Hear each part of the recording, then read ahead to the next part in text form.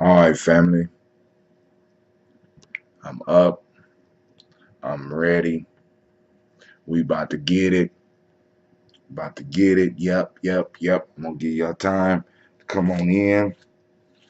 It's time for the daily toast. What is it? I'm 2 hours, over 2 hours late. Yep. Stayed at work. Went and kicked it with my mom and my sister yesterday. Got home late.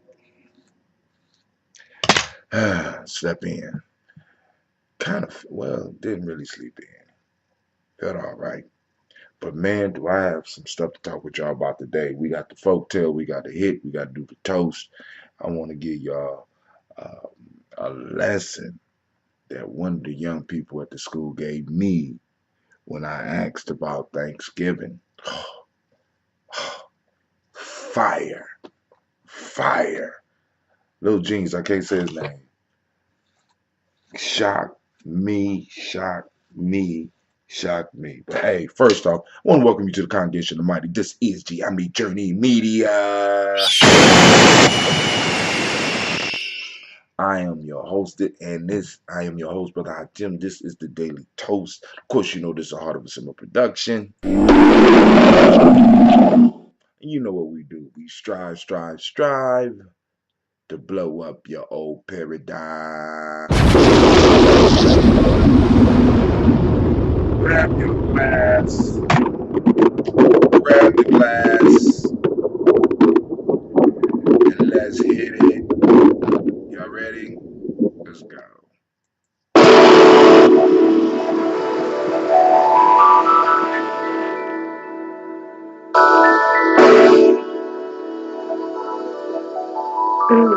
Mr. Teddy.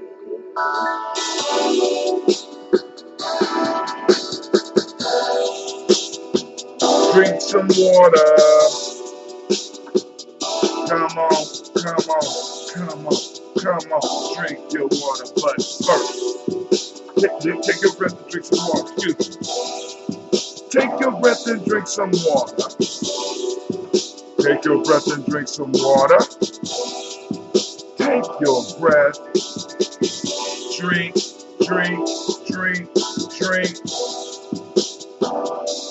Or should I say, breathe in, drink. Now lift your glass and drink some water. Now lift your glass and pour some water. Pop the cap to get that water. Now pour that water. Drink.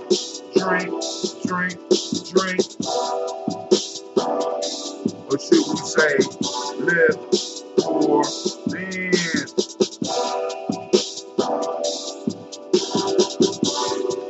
Now move your body and drink some water. Now move your body and drink some water. Now move your body and drink some water. Just move your body. Drink.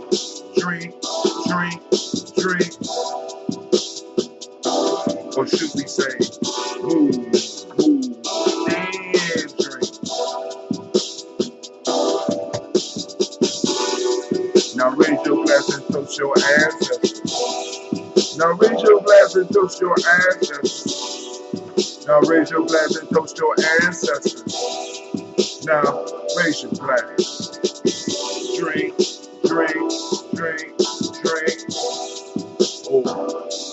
Or should we say, live, toast, in.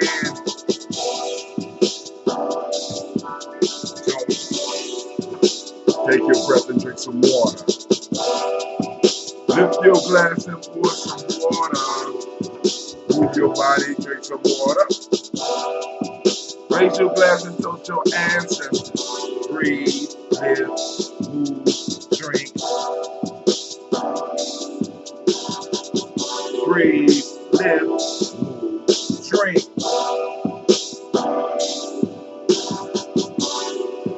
Take your breath. Lift your glass. Move your body. Toast your ancestors. Break down.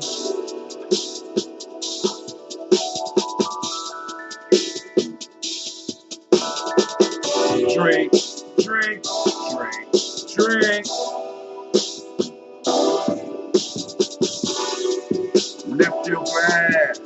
Lift your glass. Lift your glass. Take your breath. Take your breath. Take your breath. Move your body. Move your body. Move your body. Toast your ancestors. Toast your ancestors. Toast your ancestors. Hey, I want to welcome everybody once again to the congregation of the mighty. This is the mighty Gye-Nyame Media. Alright, family. It's time for us to get it in. I hope you got your water. Hope you got your health drink. Hope you got your folktale book. Hope you're ready for some discussion. Lines are open. Shouts out to Kurt. All right, here we go. Call in lines open 614 556 4535. We got some time today. This is one of those days where we could just kind of lay back. This is one of those days. Let me make sure it's up. Oh, okay. It listed up on, but I don't know if it went to all of my things. So let's go and do it again. 614 556 4535. Call in lines. Yes, once again, the black signal is not going out. I'm gonna start using it next week because we gotta go and do this Kwanzaa thing. So I'm gonna have to go and bite the bullet and push out the advertisements because we have to. We have to build up our directory. We got to build up the directory. We got to sell these ads so that we can go and make Kwanzaa as successful as possible. Now, the issue that we are working on right now, and that's the big struggle right now, is now we need businesses. We need people that provide services to the community. We need individuals that have things they want to advertise. We have things they want to sell. We want to build up a directory. So if you are a plumber, if you are a carpenter, if you are a masseuse, if you are a aspiring rap artist, if you work with young people or work with old people, you walk dogs, you do cartwheels and backflips, and you play a clown at parties, you do comedy. You know what I'm saying? We want to put you in the directory. We want to make the ad book that we used to do for Kwanzaa. We want to make it useful all year around.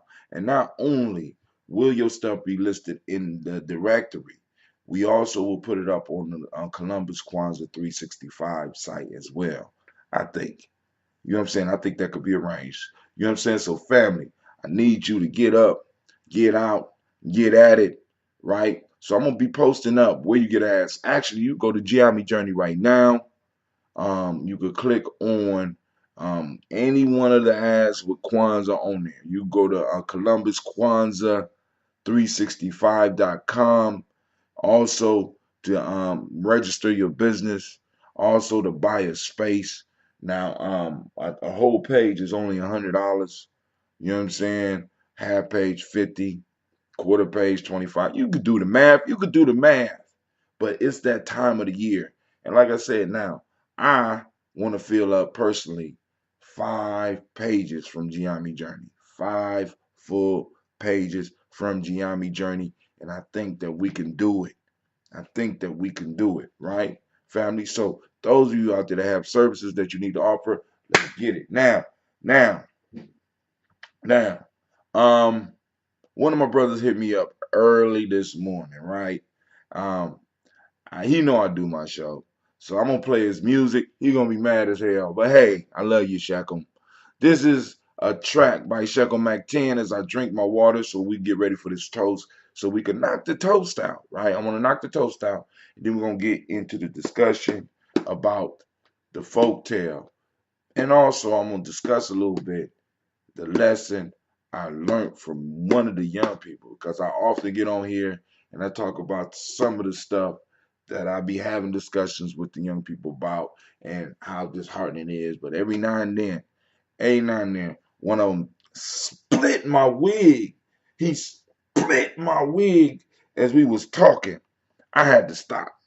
I like, what? You know what I'm saying? And you got to celebrate those moments. One of those now I could die moments. Oh, I see the fire in you, homie. I see it. I see it. You know what I'm saying? We're gonna have to go and put some little wood on that fire right there. Yeah, we're gonna have to get it. We'll have to get you, we have to get you up because I see it in you right now because you seeing shit differently. And the people gonna be looking at you differently. I gotta get you ready for that. Because they not ready for you yet. They not ready. I'm like, wow. But yo, here we go. Hold on.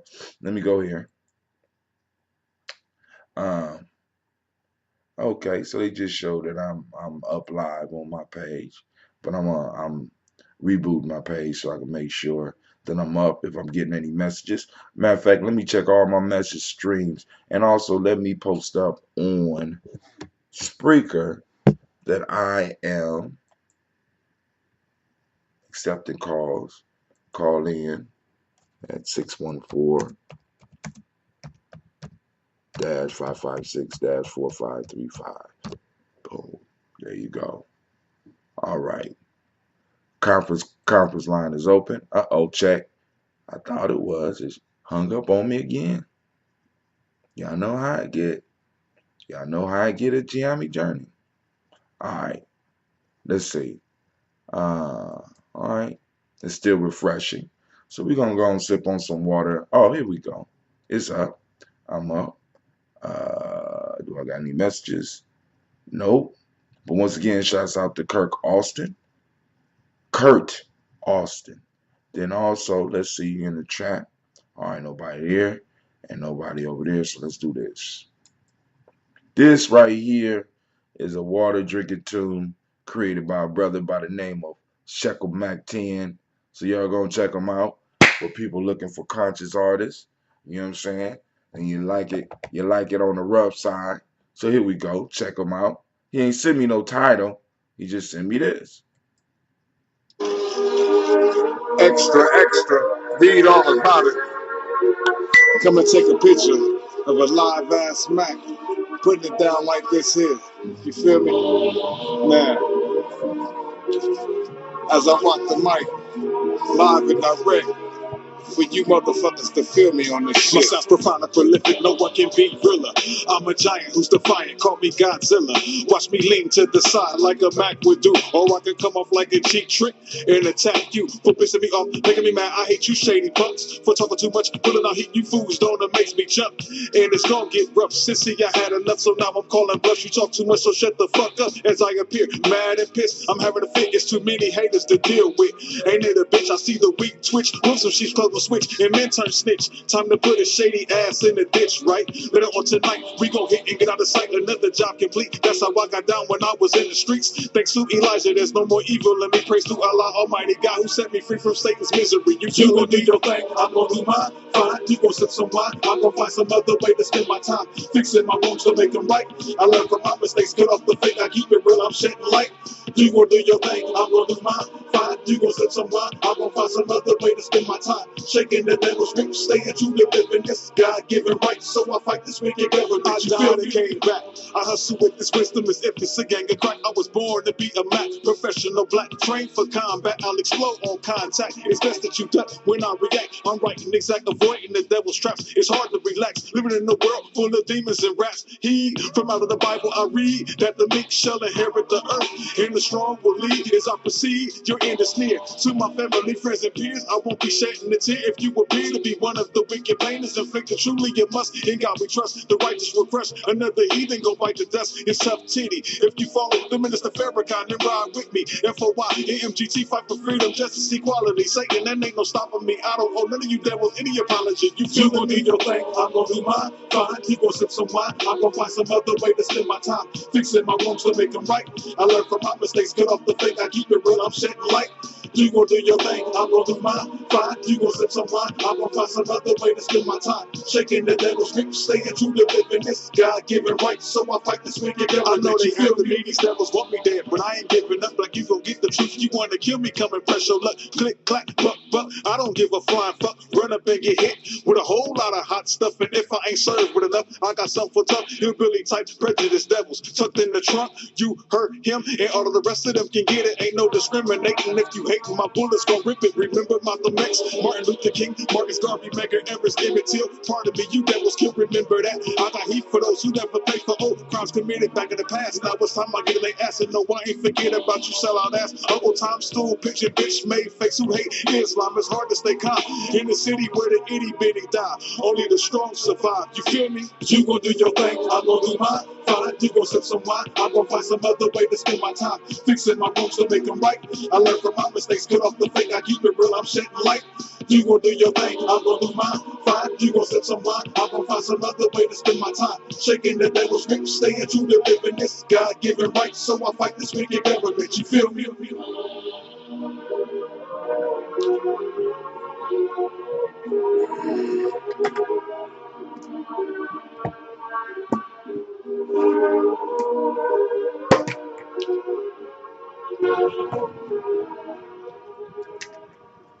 I have to dip into my bucket on that one. All right, Sheko, I'm feeling you, my friend. I'm feeling you, my brother. Man, once again, hey, blowing it up, my man, blowing it up again, right? So, so I mean, like I said, I've been working in this field a long time. So I was thinking, and then like I said, about 1 o'clock this morning, I got the text. So let me go and listen to it. Cause Shechem never disappoints me. But like I said, all right, cool. Let me go and see what brother talking about. Let's lay it down. Let's listen in. Let's find out. And what y'all think? You know what I'm saying? Those of you that heard it, let us know. So I go and reach out to Shekel, let him know the feedback. We getting on the journey. I do this toast. So, and any of my other family out there, y'all got some music for me to drink some water too? Because I gotta drink a lot of water before I start the show. So I would love to be able to do more of that. Because a lot of times, and then we got some people that's looking for music like that. You know what I'm saying? You're looking for conscious artists. You're looking for artists that got a message, ain't just out here, just wasting time. You know what I'm saying? He in the studio. We looking for those that's in the studios that's trying to build something, right? So family, let the brother know. I'll let y'all know how you can get it when it comes out. You know, and we keep moving. So, all right. So, yesterday I get to one of my most difficult classes, middle school. Because I'm asking them to do something very, very hard. I'm asking them to do nothing. I want you to focus on your breath and breathe. But yesterday I decided to change the discussion because for some reason when I walked into the room, I said I want to talk to y'all about mind control, brain control, mind control. Boom, boom, boom. I said, all right, cool. I'm gonna demonstrate to y'all how we are all being mind controlled. So I said, all right, cool. Tell me about Thanksgiving. So they started going through, and this was early in the conversation too. They start going through, it's a day where we celebrate and we're thankful, and thankful. I said, okay, cool. But I want to go to the history. How did we start celebrating Thanksgiving over here? you know. So first off, young man jumped up and put his feet in his chair. And he was like, I think this was sixth grade. Put his feet in the chair and he said, well, they killed all of us. So hold on, slow down. Wait, slow down. Because the Indians, blah, blah, blah. I said, cool. So I took the word Indian, I wrote it on the board. I said, what else we know about it?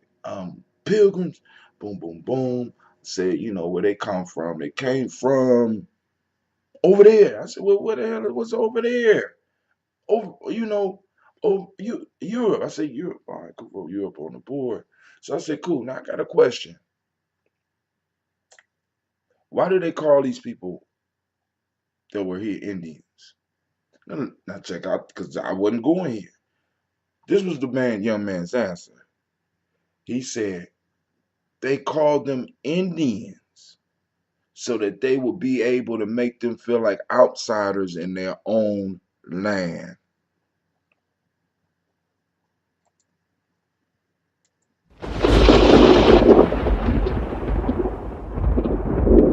this at the beginning. I said, boy, that you were supposed to use that one to close the whole class out. You know what I'm saying? Think about that. Listen to it. Listen to it again. Listen to what listen to what this boy told me. They called them Indians to make them feel like outsiders in their own land. That get a strike of God and that get an explosion because blowing up old.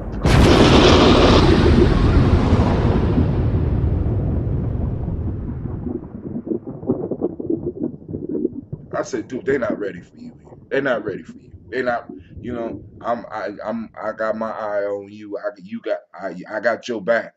You know what I'm saying? I said, what do you mean? He said, because they was trying to take over their land, so they needed them to feel like outsiders. I said, so boom. I said, cool. Now, here's one of the first illusions. Here's one of the first mind control piece. Why did they call them Indians? Man, like because they came from India. I said, no, no, no. So I say, because I want us all to think about that. We often use that term, Indian. Hell, even Native American. We often use that term, Indian. Why do they call them Indians? You know what I'm saying? Because homeboy was lost. Christopher Columbus, even before was lost. And he thought he found India. He thought he found a shortcut to India. So he started calling them Indians. And we have continued to carry on calling them Indians, even though this is nowhere near India. Even got Indians say Indian. Yeah. So the kids start like, brain control, mind control, mind control, right? I said, okay, cool. Where did they come from? They came from Europe. I said, I give anybody $100 if you can find the continent of Europe. Oh, they jumped up. Grabbed the Chromebook, start running to the maps. I said, show me Europe. Here it go right here. I said, no, that's Asia. West Asia to be exact. Show me Europe. And well, I said, okay, cool. This is where you get down to show me where Europe, or what they call Europe, is separate from Asia. Oh, I'm about to get paid. I'm about to get paid. Show me, come on. Boom, boom. So we had a discussion. I'm like, mind control. Mind control, right? I, boom, boom, boom. I want y'all to see this, right? You're being controlled in how you see the world. You see stuff that's not there. You call things what they are not.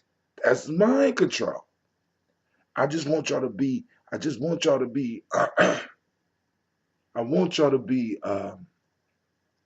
cognizant of. I want you to be able to look at some of the stuff around you. Not telling you not to celebrate, not to, I just want you to be able to think. And I want you to be able to ask questions about things. You know what I'm saying? Even question what I bring you. Question what your teachers, you got to ask questions when people are telling you stuff. We're living in a world where in order for other people to stay on top, you have to be totally confused and totally out of your mind and see stuff that's not there. Misname things, right? Mislabel things. You got to be able to do that. Because if you don't do that, then I can't subjugate you, right? So we're gonna go and do this toast. I got me some ginger root up in there and some lemon in there too. Stomach feel kind of uneasy. I think I might got we don't get sick. But here we go. You ready? First, give an honor to the creator by whatever name you choose. Call that creator. You ready? Call that creator whatever. You know what I'm saying? Whatever you call that creator, we lift our glass and we say, I say. Then we move on, family, and where we go? We go to the beautiful list of ancestors that we have. Oh my goodness. Oh my goodness. Oh my goodness. So the list is growing. List is growing. We're getting better. So we calling on Miles Brown, Miss Ann, Robin, Texana Davis, Herman Brown Sr., Rosalie Tilly, Georgia William Walter, Crystal Fanny Gasson, Lena, Uncle Chris, Fiend, Cleveland Geneva Brown, Margaret Ellis, Wash Ellis, Cecil Ellis, Alvaro Brown, Gina Gaines, Herman Brown II, Barbara Twiggs, Wash Ellis Jr., Katie Ellis, Nikki Ellis, Jamon Jones, Jeremiah Toppin, John Falar, Montague Pimenel, Nomo X, Pet Mile, Rob Malika Fakur, Dr. Marianne Williams, Kojo Kamal, Elder Farmer, Elder Millie Dixon, Tony Clark, Palace Yusuf Reston, Elder Hajani, Elder Ron Coleman, Elder Robert Donaldson, Alfred Broford, Hector Jr., Jay Edwards, Carlisle Harris, Grace Lundy, Inez Harris, William Bill Moss, Bruce Rhodes, starting and Lucy Wright, Derek L. Pulliam, the Luxor brother, Miss Eda Brooks Crawley, Miss Marie Nelson, Mr. Frederick Crawley Sr., Miss Jerry Brunson, Mr. Alonzo Johnson, Miss Marie McDowell, Janice Foster, Charles Jordan, Kel Smith, Walter Smith, Richard Triggs, Francis Johnson, Mary Franklin, Jimmy Williams, Daniel Ford, George Gibson, Anna Loretta Clark, Inez McCrae, Fritz Clark, Frankie Justice, Katie Justice, Derek Rinderman, Virginia Rogers, Reverend James Smith, Lois Henderson, Calvin Spratling, Mary Elizabeth Walker, Raymond Walker Sr., Sarah Jane Carter, Michael Ford Jr., Kevin D. Russell, Susie B. Smith, Teresa Clay, Melvin Dale Hodge Jr., Herman Copeland, Mildred Copeland, Jenny Clay, Bird Beatty, Sarah Well, Evita Farmer, I Goes to Sue, Cheryl Harvey, Aunt Charmaine, Aunt Evelyn Delos Hasbury, Harvey Hasbury, Sr., Leonard Dickinson, T.C. Islam, Terrell Dunbar, Will Thomas, Sarah Berry, Mark Walsh, Merle B. Thorne, Pearl G. Thorne, Ida Johnson, Florence M. Carter, Joanne Thornton, Ed Patricia Lewis, Juanita Wright, Robert Wright, George Wright, Mary Eliza Frederick Davis, Mary Elizabeth Rogers, May Esther Keachler Reese, Linda Watson Hammonds, Darrell Giles, Watson Sparrow, Slimmy, Selvin Lewis, Andrew Holmes, Pearl Moore, Percy Moore, Mildred Owens, Booker T. Bolden, Charlie Hunt, Sammy Stover, Hilda Pearson, Sergeant Thornton, Richard Thornton, Lavinia Hall, Freeman Banks, Mary Moss, Ophelia Peacock, Willie Thornton, Napoleon Kennedy, Mark Ramsey, Paul Ramsey, Matt Ramsey, David Ramsey, Charles E. Thornton, Frankie Quells, Rainier Thornton, Bernice Quells, Ernestine Jackson, Frankie Johnson, Teresa Mormon, Leon Johnson, Charles Bell, Vivian Ramsey, S.C. Johnson, Dorita Johnson, Leon Johnson, James W. West Sr., James Parham, Dana Jones, Henry World, James Farmer, Mary Chavez, Leon Grace, Bessie Johnson, Henry Levester, Mary Moreland, Paul Moreland, Elder Caleb, Rosemary Martineer, Elder Amitep Wellman, Fred Douglas Triggs, Sr., Thelma Triggs, Thomas and Lula Berry, Lacey Eleanor Howe, Frank Russell Davis, Fred Douglas Triggs II, Rena Triggs, Reverend Eddie Moore, Helen Fuller, Eugene Jackson Sr., Richard Ellis, Silas Alexander, Charles Maxwell, Percy Alexander, Arthur Reynolds, Stanley Lockhart, Ricky Lockhart, William Lockhart, Woodrow Lockhart, Brenda Porter, Deacon Hargrove, Carla Sawyer, Andrew Parker, Doris Donald, Ellis Murphy, Jim Robinson, Gladys Johnson, Valerie Clark, John and Mary Sullivan, Dirk Johnson, Antonio Johnson, Delise Waters, Shelby McClendon, Annie Ferguson, William Ferguson, Michael and Charlene Morgan, Sybil Edwards McNabb, Mazarie Cofer, George Swan, Edmonia Grayson, Charles Scott, Charles H. Scott, Reginald Oliver, Linda Howard, Jacqueline Broadus, Ethel H. McNair, Louis Fernandez, Edward R. Benson Sr., Barbara Ann Reed, Dorothy Ann Reed, John Reed, Ron McCormick Sr., Sabrina Easley, Rayshawn Easley, Javea McCormick, Nevea Mitchell, Ozella Watson, Hugo Watson, John Caldwell Sr., Robbie Lee Caldwell, Charles Walker Sr., Charlie Walker, Cecil Russell, Diane Urban, Haroon Phillips, William Ford, Margaret Logan, Phyllis Barnett, Lee Urban Sr., Michael Urban, Henrietta Irby, Mildred Armstead, Margaret Armstead, Catherine Anthony, Ruby Brown, Muriel Ellis, Elizabeth Battles, Jeanette Sanders, Jerry C. Sanders, Roy Pruitt, H.J. Brantley Sr., Henry Wilson, Rufus Jenkins, Minnie Wilson, Catherine Sanders, Baba Naeem, Tim Butler, Ramey Laura Newton, J.B. Foggy, Thomas Newton Sr., John Dewey, and Ruth Beard, Ann Pierce, Donald Carter, Lily Green, Nathan Green, Beth Vaughn, Led Oz, Elijah Oz, Jerome Oz, Henry West Staten, Joe Jamel Oz, Miss Vanilla, Alice Motley, Geraldine Elizabeth, Douglas Thompson, Earlington Houston, Albert Moore, Leroy Q. Heap Sr.,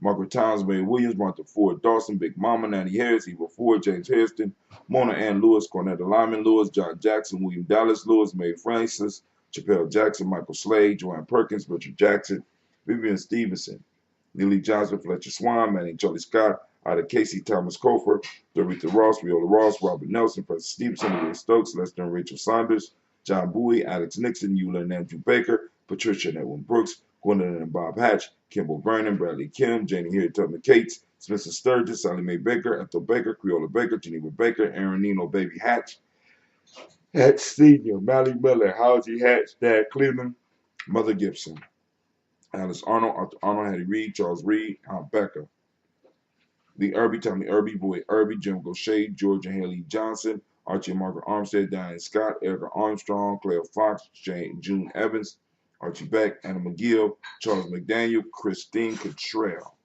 Donna Hill, Richard Gleavis, Jerry Dorr, Amina Robinson, Mary Nichols, Patricia Williams, Shabaka Teray, Greg G2 Gibson, Emma McClendon, Dan Wilkinson Sr., Ruth Carter, June Cox, Ruth Cox, Paula Cox, Ronald Irvin, Junie Hubbard, Irene Johnson, Francis Boots Jefferson, Stacy Trice, Frank Smith, Mother Bertha, Michael Leonard, David Brown, Hazel Gaston, Jerry Brantley, Brian Watson Jr., Kanika Parsons, Jason Cathy, Thomas Bradley, also known as Uncle Pookie, also known as Gypsy, Reverend Roosevelt Word the First, Jennifer Sensabaugh, Ada Pearl, Bob Ingalls, Jack Wallace, Warren M. Finch, Warren P. Finch, Tim Ingalls, Audrey Finch, William Billingsley Jr., Gene Holmes, Dana Jones, Peter Charles, Christy Nichols, Cardinal Robinson, Rosemary Charles,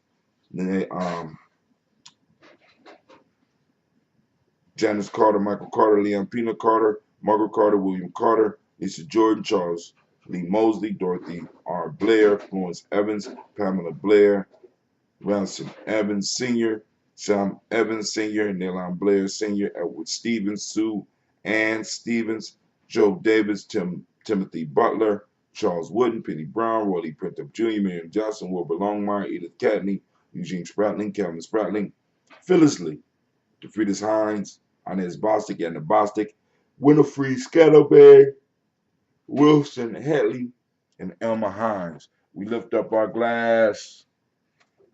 We lift up our glass and we say Ashe. From there, we move into the present moment. Moving to the present moment. I didn't get to go through this yesterday, so let's go and get this today. We are on Ujima. All right, family, I need you. Open up those reticular formations. Seek out collective work and responsibility. We are hunting it down today. We're looking for righteousness, which is the principle of Mayat. Mayat, the principle of Mayat today is righteousness. The principle in M7 is respect. Color is blue. I don't have on blue. I got on another nice t-shirt that I got last year. I haven't worn it yet. Got several of these. Color, the Hermetic law is vibration. Male name is for the day is Kwaku. Female name is Akua. I like that name. Akua. All right. Sound like a fool. Akua. All right. So we lift up our glass in the present moment, knowing that the moment is all we have. And in this moment, we're going to move to change the world. Ashe. We lift up our glass. We say, Ashe. Ashe. All right. From there, family, where do we go? Where do we go? Go to our children's children, onto infinity. We lift up our glass. We salute our children that are here, our children yet to come, our children 1,000 years from now. We lift up our glass from now into infinity, for our children, our children's children, on until infinity. All right, because that's what we're building for, right? Building for eternity. So we lift up our glass and we say, Ashe. From there, family, where do we go? Where do we go? Where we go? We lift up our glass. We salute all of our relations. From there, where do we go? We lift up the glass. It's for you. What is it that you want in your life right now? What do you want? What do you need? What are you striving for? Lift up our glass and we say, Ashe. From there,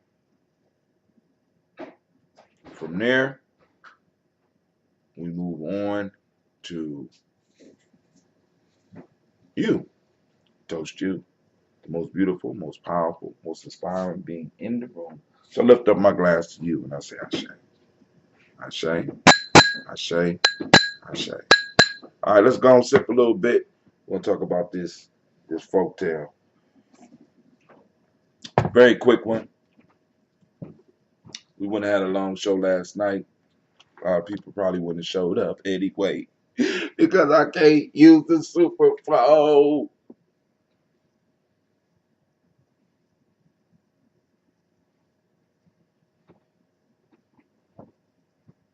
Because I can't use my superphone. I just want to use my superphone. The motherfuckers trying to play me. He ain't gonna play me like that, right? So let's check for the messages or whatever. And if not, I'm just gonna run through it and give you what I get out of it. If anybody tuning into this later want to share your perspective on it, by all means do, right? Once again, I want to remind y'all we in Kwanzaa season now. And what I'm looking for, we're looking for ads, right?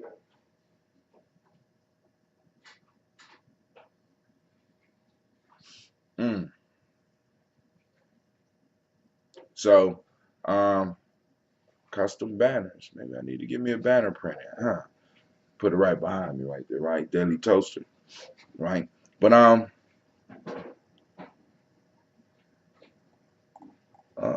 was trying to see if I could see my video, but they got all types of madness being posted up on Facebook right now. So, all right, family, y'all ready? So we're gonna get into this folktale.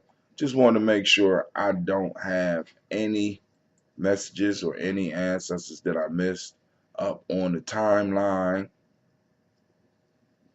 Okay. Shouts out to Mr. Anthony Nesbitt.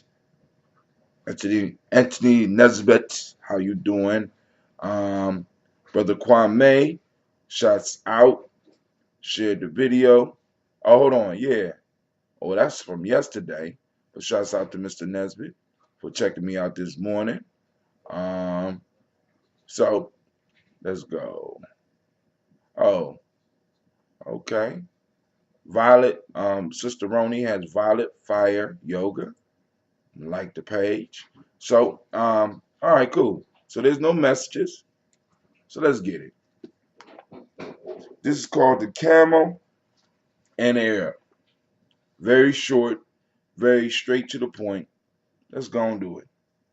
An Arab camel driver, after completing the loading of his camel, asked him if he would like best to go uphill or down. The poor beast replied, not without a touch of reason. Why do you ask me? Is it that the level way through the desert is closed?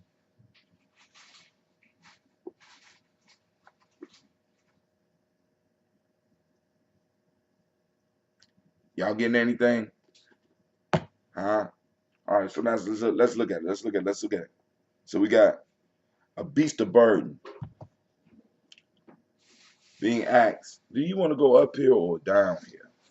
You know what I'm saying? Because regardless, both of them are laborers, right? Uphill, you got the big load. You carrying the load uphill, or you carrying the load downhill. Is all of them, both of them is hard. And the camel simply responds with, "What's wrong? Is the level way broke? I mean, is it? It's not. It's not a level. You know what I'm saying? A way where I could just be, not have to fight gravity, either going up or going down. Something. You know what I'm saying? And it's like a lot of times people give us false choices.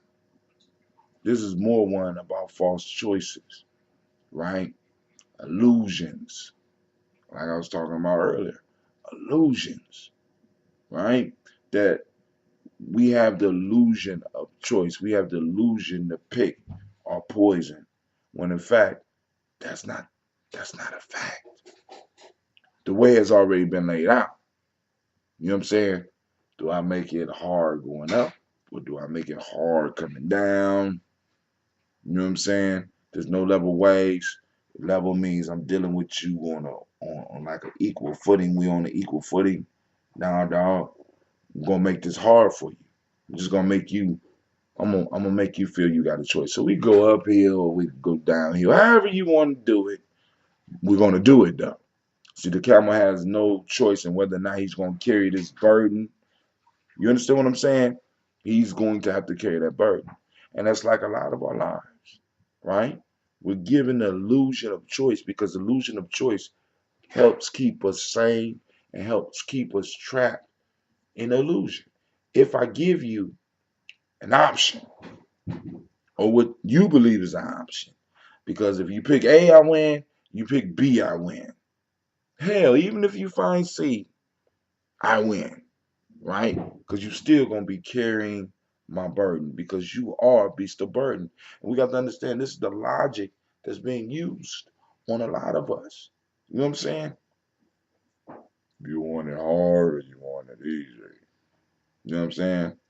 You want to die quick or you want to die slow? You want to vote Republican or you want to vote Democrat? Hmm. Family, it's the same hustle.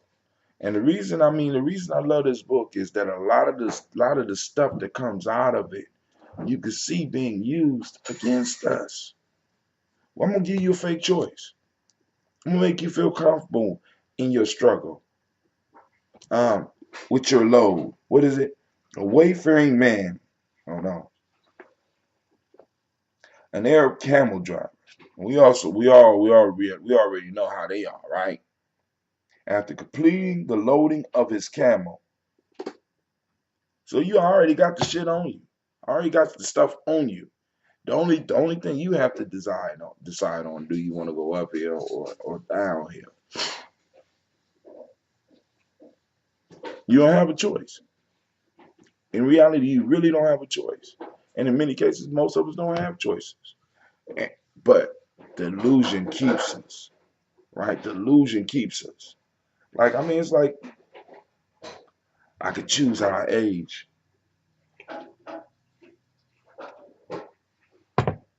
You're gonna age regardless, right? That's why some people be getting stuck in loops. You know, you walk into a place and you see, dude, you almost 50 and you sagging. I, I have no words. No words. You 30, right? 35. You know what I'm saying? You're a full grown man. You know what I'm saying? You know, it's certain things that, and I think the illusion of choice helps us stay sane in the madness. What's up, brother Kwame? How you doing, sir? You go to the pool today? I tried to get up, man. I'll be honest, I didn't. I didn't try. I rolled over, looked at my alarm clock, and just stared at it like, shut up. Got that? See, like with this modern technology, you can do shit like that. I rolled over, looked at my alarm clock, and was like, shut up. And it shut it up. I'm like, damn. You know what I'm saying? Whoever invented that mug is a genius. Just shut up. You know? Actually, I don't have an alarm like that, but I would really like an alarm where I could just turn or roll over and it would recognize my voice and I could just be like, shut up. Somebody out there that know how to program shit, help me. I would love that. Let's do that. Let's work on that project together. Somebody else gonna have that shit out by next year. And I'm gonna be like looking at that'll be another idea that I threw out on Gye-Nyame Journey that somebody made $1 million from. The shut up alarm clock. Just roll over and say, I hate you. Shut up. Your clock just shut off. Your phone be like, beep. That's cold. See, Kwame, you helped me come up with some good ideas. So, family, that is the folktale. That is the folktale. Once again, go to Gye-Nyame Journey timeline. Go to Columbus Kwanzaa 365. Right, let me type it in. Let me type it in. Just in case. Columbus Kwanzaa.com. Boom. Go to it. Right? Those people that's in business. Hit it up. Haven't been for a couple of weeks now. Mom is suffering from sciatica and I'm on duty more. Okay, man, you good. I mean that's dope. That's dope. He said, I'm on duty. I'm on duty. You know, that's called honor, right? We got to start making sure, you know, we have that. We demonstrate that for our young people. Our young people got to see that and hear about things of honor. Let me put it on. Let me put it on the timeline here. Columbus Kwanzaa. We are doing our directory. We're trying to put a directory together. We need businesses, right? As Gye-Nyame Journey, I want to try to push off 5 pages. I want to try to fill. I can't try. We got to fill 5 pages, right? So let's get it, family.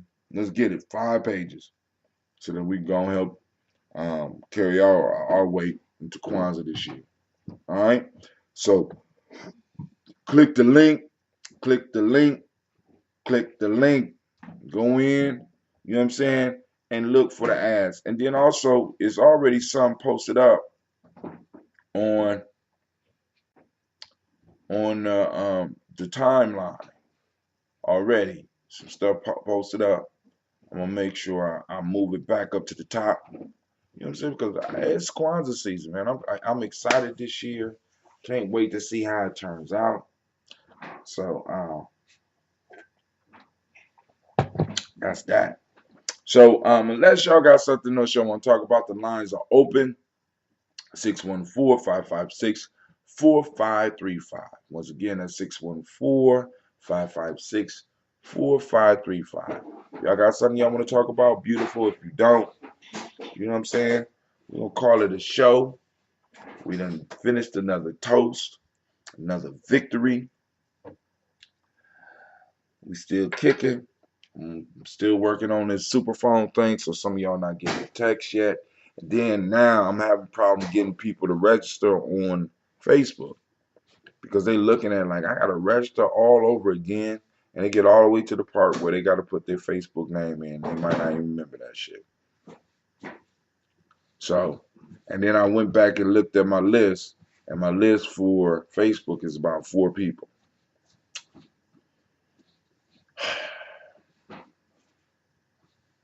Well, what am I to do? What can you do? You know, what can you do? And I want to tell you how the data is controlled. Check this out. So we got over 500. We got over 500 people on Gye-Nyame Journey, but through the This call is being recorded. But through the Gye-Nyame Journey page, we can't contact none of them. My fault. We contact them one at a time, and I ain't doing that shit. Somebody just called in. Who is it? How can I help you? Welcome to the journey. Welcome to the congregation of the mighty. What's going on? I was thinking that maybe we should get an intern to every morning do the 1-by-1 thing, make sure everybody's okay, because don't nobody be checking on me. A who? We need an intern. Don't nobody be checking on me. Don't play. It's Shaka, man. What's up? I know who it is. How you doing? I'm blessed, man. Man. I'm blessed. So for those who I'm eating on some ginger that's been soaked in that ambrosia. I need to give my baby some of this. Oh. Hey, you ever you ever Woo! the ginger infused red juice? Ginger and hibiscus? Vicky. Oh my goodness. You got any Jamaican friends that make sorrel? Vicky. Oh man. Come here, please. Go ahead, I'm listening. Well, you know, I gotta try that. Oh yeah. Well, you ought to try this. You let me know. I happen to be abundant in the Red June game nowadays. I got a few gallons that I'm putting together for the holiday season, labels and everything. I'm just saying, you know. Right. Hey. It's the time of the year. It's that time of year. What's that? It's that time of the year. Oh yeah, it's that time of the year. And you know what, man? I'm gonna tell you something. Just last week, Kombucha was on Shark Tank. Oh yeah, Cleveland. Come here. Yeah. What was they talking about? A woman doing what we do. But she was packaging her June as a June starter kit. Hold on, was she doing June or was she doing kombucha? She was doing kombucha. Okay. But you know what? I'm speaking blind on it. A friend of mine had called and was like, "Hey, Shaka, they got your stuff on the I want Shark y'all to tell Tank." first. I was Yeah. like, "Man, Yeah. you know how many times?" But you know what's so crazy about it, Hakeem? You know how many times in my life I've gotten that call? For I mean, specifically the Shark Tank. I had 3 calls in this lifetime, like Shaka, the same thing that you were just talking to me about. Man, turn on the TV, right? right. So we got that factor, and then musically, there's always a Shaka. I think I just heard your track on a Gye-Nyame album. What track? Call me back. Oh, you okay? Okay, you talking about people listening to your music? Like I just heard your shit, man. Right. And that one was no lie. Like that one, that happened, and that happened. And I think that if it wasn't for me getting, dealing with that in music, I wouldn't have been able to take it. All of this theft of or borrowing of intellectual property. People cutting and pasting and all of that. That all came. My first experiences was with the music piece.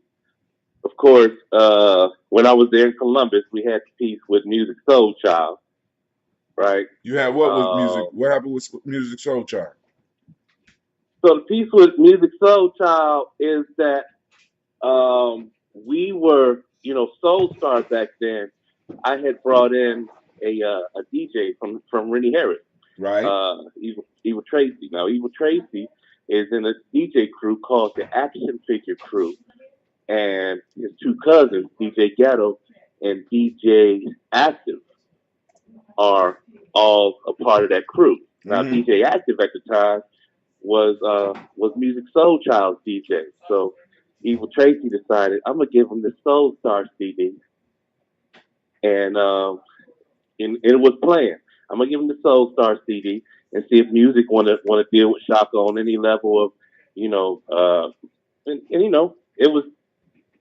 it was just real clean intentions, but we never heard back from the brother until his album dropped called Soul Star. Got so many things that I want to tell you, but I'm afraid I don't know how. Is that when you heard from him? There's a possibility that you taking my shit, love. Come on, man. But you see how it is. You see what happened. It wasn't even the music, Tim. It was the fact that the vibration of even the title Soul Star was in season, and I felt like after he used it, it made it so it was unintentional, I imagine. Okay. But I mean, it made it. But it made it. It made it. What's the opposite of significant? You know what I mean? Right. See, insignificant. Because I wanted the people to be able to say, like, so Shaka, you are the visionary behind Soul Star, the band, or this artistic ensemble. Care to share with us the reason why you are called Soul Star? They're never gonna ask you that question though. You know that, They right? not. I mean, they wouldn't. They wouldn't. I mean, that's an insightful question. I just like your goddamn music. I like your name. It would have been 30 years. You'd have been in the game 30 years before somebody would have came and asked you why they call you. Why did you choose the name Soul Star? I mean, that's a very insightful question that you would have wanted people to come up and ask you. I'm just saying. I mean, Come on, man. Come on, man. You know I they mean, ain't gonna yeah. answer Well, that goddamn for question. people who actually were affected by the music, I think that we would have that conversation way before 40 years, 30 You years. think so? And I think I've already had that conversation on Well, videotape let me already. ask you, man. So, Why but did you call the group Soul Star? stop playing. No, I'm saying. I mean, what? Come on Okay. now. All right, hold on. I wasn't ready. Hold on. Let's go back into interview mode because if Mhm. you're taking these sound bites like for later on, this will be part of the thing. All right, wait. And action. Go ahead. Do. Okay, Okay. wait. I was smiling. I can't answer while Okay. I'm smiling. Okay, Shaka. Why did you choose the Uh, name Soul Star for this group? Why did I choose the name Soul Star for? Well, when you look at the season of artists that I was dealing with, the idea behind the Soul Star concept was that we were coming to bring some universal balance. Of course, my name, during the time that I'd taken on was Brother Soul, and Soul is an acronym that stands for Son of Universal Life. So it's all this, the character of our music. I wanted to be able to get people to, without explaining, align with the same type of concept that Earth, Wind, and Fire had in their season, right? Because they brought Africanism to a grand level in their music on a global level, right? When you look at the Gratitude album, you see you see the elements Hey man, all there. hold on. I didn't see no Africanism in any Earth, Wind, and Fire Hold on, album. you saying you did not see Africanism Come on brought now. to the forefront in Earth, Give Wind, me a and Fire? demonstration. Yeah, give me a demonstration of that shit. I don't know what you're Well, talking about. Go ahead. okay, so here's the piece. When you first of all, within their music, the visionary of the group was already famous. A lot of people don't know that Maurice White was already famous because he was the drummer for Ramsey Lewis Trio. So when he would do his solos, he incorporated the kalimba, which nobody had ever heard the kalimba in popular music yet.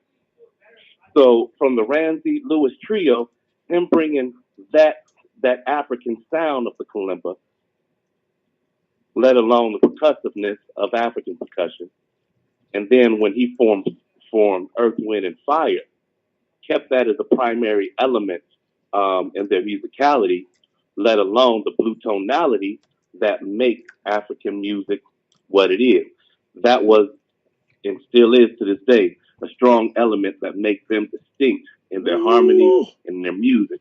Now, going into the Africanism that was demonstrated on stage back in '72, they paid $2 million for their wardrobes to look like African kings or pharaohs. All right. On this same show, they paid just as much in having David Copperfield produce all the magic inside of their show so that they can bring, once again, that had more to do with that whole, um, let's bring the mysticism into our show, right? Mm-hmm. So all of these things were by design, and that to me is what made them the premier black band to be able to fill an arena audience all by themselves. Before them, no black band had been able to do that. So understanding that when Soul Star, when I was working on the Soul Star concept back in 2002, well, there needed to be that again. And there wasn't anyone doing that. If you remember back in 2002, everybody was calling the Philly music movement a movement as if it was a real movement for the people. It wasn't. It was a movement for the artists. The Roots got on. Black Star and Lauren, all of these folks or Jill Scott and all of those Philly based artists were getting on one by one and were being pulled through a machine that was almost independent in itself already, even though they were still signed, I believe, to Geffen. All right, they were moving. Questlove was moving all of his merchandise through squarebiz.com. Um, I want to say that the Roots almost single handedly kind of brought a branding into okplayer.com, where even to this day, if you want to know what an album is doing, after you check out the billboards or whatnot, you checking out okplayer.com because they built an institution behind their music. But in terms of the movement was for the musicians and the artists that were getting on.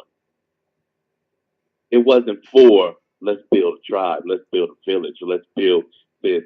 You know, they was strictly, hey, we got this going on. It's our season. Let's go ahead and get the good getting while the getting is good. You know, so for me to bring Soul Star, I wanted them to see that there was still that universal light that shined beyond selfish intention. And so in all of that, I feel like I drew a lot of selfishness into that may or may not have, or the universe to have it. It wasn't our time yet, but I feel like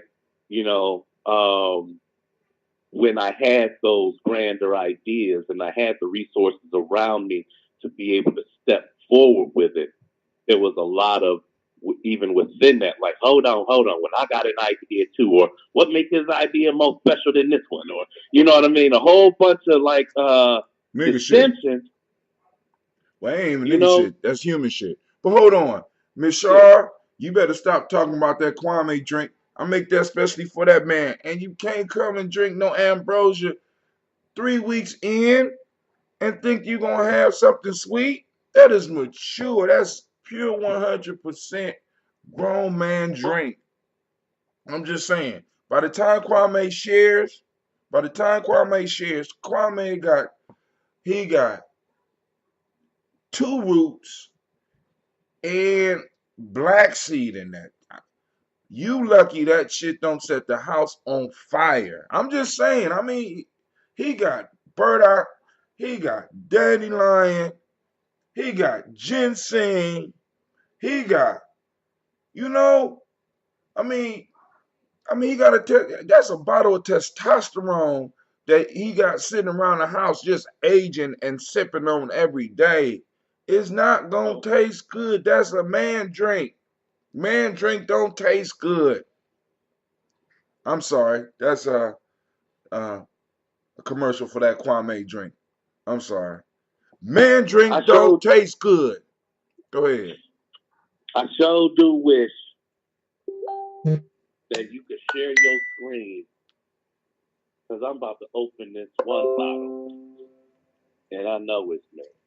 Hold on. Sheckham just hit me up. He ain't listened to the show. He just hit me up. I just played one of his tracks. I'm about to let him know that I already played it. uh, yeah. Yeah. Sheckham is doing it, man. Sheckham is still in the studio doing his thing. Let me tell him. Okay. I played it already. It Tell Sheckham I already. said what's up. Yeah. If he listening, you know what I'm saying? He already know. You understand what I'm saying? Okay. I mean, we building family. I mean, like I said, I'm chilling right now. So, um, I'm just like, yo, man. But go ahead, finish with the Soul Star piece. So you was trying to form a movement for the people rather than the artist, right? Right. And I How? didn't know necessarily how to articulate it. I mean, the piece is that I knew what I didn't want. Like back then, like you look at characters like Shechem, right? And coming from the places that they was coming from. What I was looking for was to show how our relationships through our music can transcend bringing everybody from everywhere. And not to sound corny on some Care Bears type, you know what I mean. But the thing is that It does sound that kind of Care Bearish though. Well, go ahead. I'm just saying, you know what I mean. They came out. None of them had used the same power. You know what I mean. So sometimes you got to hit them high. Sometimes you got to hit them low. And that was the whole intention behind Soul Star, is that no matter how we, for those who are not on the progressive or the coming together, that we was able to change hearts through music. So especially after us losing and having to pay and pour libation for some of the brothers that didn't make it, that was way younger than us. You know what I mean? For some of the same names that you say every single day, like Jamon Jones and Charles Wooden, aka Choice. These are some of the young brothers and some of the young talents that we should have been putting on our shoulders and carrying forward. You understand? So that was the idea.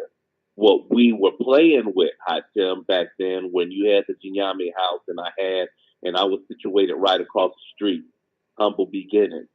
You know what I mean? Was the beginning of a whole different culture, but we needed those within it to believe enough to be able to go out into the community with a different type of behavior. And it happens. It happened it happened a lot, but we needed the support to be able to take it to the next level. And that meant the same thing that it means today. It means territory. It means, all the things that we build into today. It's just, I feel like we've been on a slow grind towards something very substantial. So how does that pertain to Soul Star? Because right now there is no more Soul Star. Um, Soul Star that started off as a 12 piece band, horn section, rhythm section, a DJ, a lyricist. We even had Athalia in there doing everything from her poetry to her rap to her singing. And it was just, it was an awesome vibration. Every time we hit the stage, it was an awesome vibration. And we became that feel good peak. When the thing happened with with music was when we was getting hit high and low. And me as the visionary, I was getting hit in a place where it's like, man, I got 12 families to feed right now. I got 12 families to feed with this project. And, so it was the time where, I had to take a knee. I had to take a knee and, uh, some of the folks who was really dedicated, they stayed on, and we even still went and tried to do like a three-man situation with me, the sax player, and the DJ called Soul Stars Digital Session, and that could have went far. But to be honest with you, my light was dim. Because of how I was getting hit in life, and I knew I had to scale down even more. So over the past 15 years, what ends up happening is when I get back standing, and now is the season for me to record, and that's the one thing that that is substantially different about what we're doing now and what wasn't happening then. That back then I was writing songs and I was performing songs, but never producing them to get out into the marketplace. And so right now, that's exactly what is necessary. So for those who have went out of Soul Star, the artists and the musicians who had stepped out and became stronger independent artists and stronger standalone musicians, now we're coming back together in this season as the Black Phoenix. And the Black Phoenix is that vanguard of oneness, that artist vanguard. Those are artists who, on the bandstand and off of the bandstand, understand how to translate through this whole EQ vibration. Hold on. Um, Hold on, stop. Now, Shaka, we yeah, gonna work on a we gonna work on an elevator pitch, nigga. I dude, that was beautiful, but damn. You know, we gotta get an elevator pitch because you could go and I could go, and we gotta, you know, shit. yeah. Nigga, I started drooling and shit. I'm like, God damn. Listen, we gotta shorten it down and get to it. So, what's going on? So now will some of the Red June and some of your music be available during Kwanzaa up here in Columbus this year? Or are you doing Kwanzaa in Cleveland? What's going on? Absolutely. I am definitely coming to Columbus for Kwanzaa. I don't necessarily know exactly where, we're still situating the details of how it's going down, but I'm definitely going to be there for Kwanzaa. And I will definitely have my Red June, like I said, presented for the holiday season, and especially for those who are getting into the culture, the kombucha culture, and I feel like right now is a good time for us. Hmm. All right. Cause we got that. I got that Ambrosia. He got that June. I got that Ambrosia family. That long living, the African band. I'm with you. Shechem is on here. So Shechem, brother Shaka says, "What's up?" I'm gonna play Shekem's song again because he wasn't on when I played. Even though he's supposed to be up saying prayers early in the morning, he don't be catching his brother's show. Don't mean to throw a nigga out on but I gotta start throwing niggas out, putting them on the spot. Get up, say your prayer, get on the daily toast. You know what I'm saying? We do this on a regular basis. You need to get it. You know what I'm saying? But coming up right now, we got a new track by Shechem Mac. I don't even know if we call him Shechem Mac the Maniac. Shechem Mac 1. And for those that don't understand the language, when we say Mac, we mean a man acquiring courage and knowledge. The one is the unity that we bring to our people. All right. So that's old school for those that don't know. For those that was in college with me and when we formed back, y'all understand. I just want y'all to know that the shit never stopped. I mean, some of You y'all was in stopped. college in the '80s, right? Late 80s. Don't be trying to be funny because I know where you live. Right? Yeah, late 80s. Late Right 80s. on. Formed Mac in 89, 90. Hey, I was just thinking. I'm just trying to get a good idea of when you was in college. Was Back to the Future still in the theaters? You know what? One of them, because you know they made about five of them. The first one, no, because I might have either just been coming out of high school. See, because I graduated in '87. Now, Back to the Future. Right. I'm It's trying to think. '85. Was it '85? Yeah. So one of them was in the theaters, but I wasn't going to see it. I mean, you know, it's bad enough I Okay. was already had nerd tendencies. I ain't going to the theaters to see uh, a motherfucker traveling in Hey man, but time. that was cutting edge. That was cutting edge sci-fi, man. Who? Back to the Future, like Man, that you was know. cutting edge at home on VHS, nigga. That wasn't cutting edge going to the theater to see. You know what I'm saying? Nah, I ain't here to see that shit. I'm here to see that shit over there. Yeah. As soon as they look over there, I disappear. Go and slide into the theater. Go see what's his name?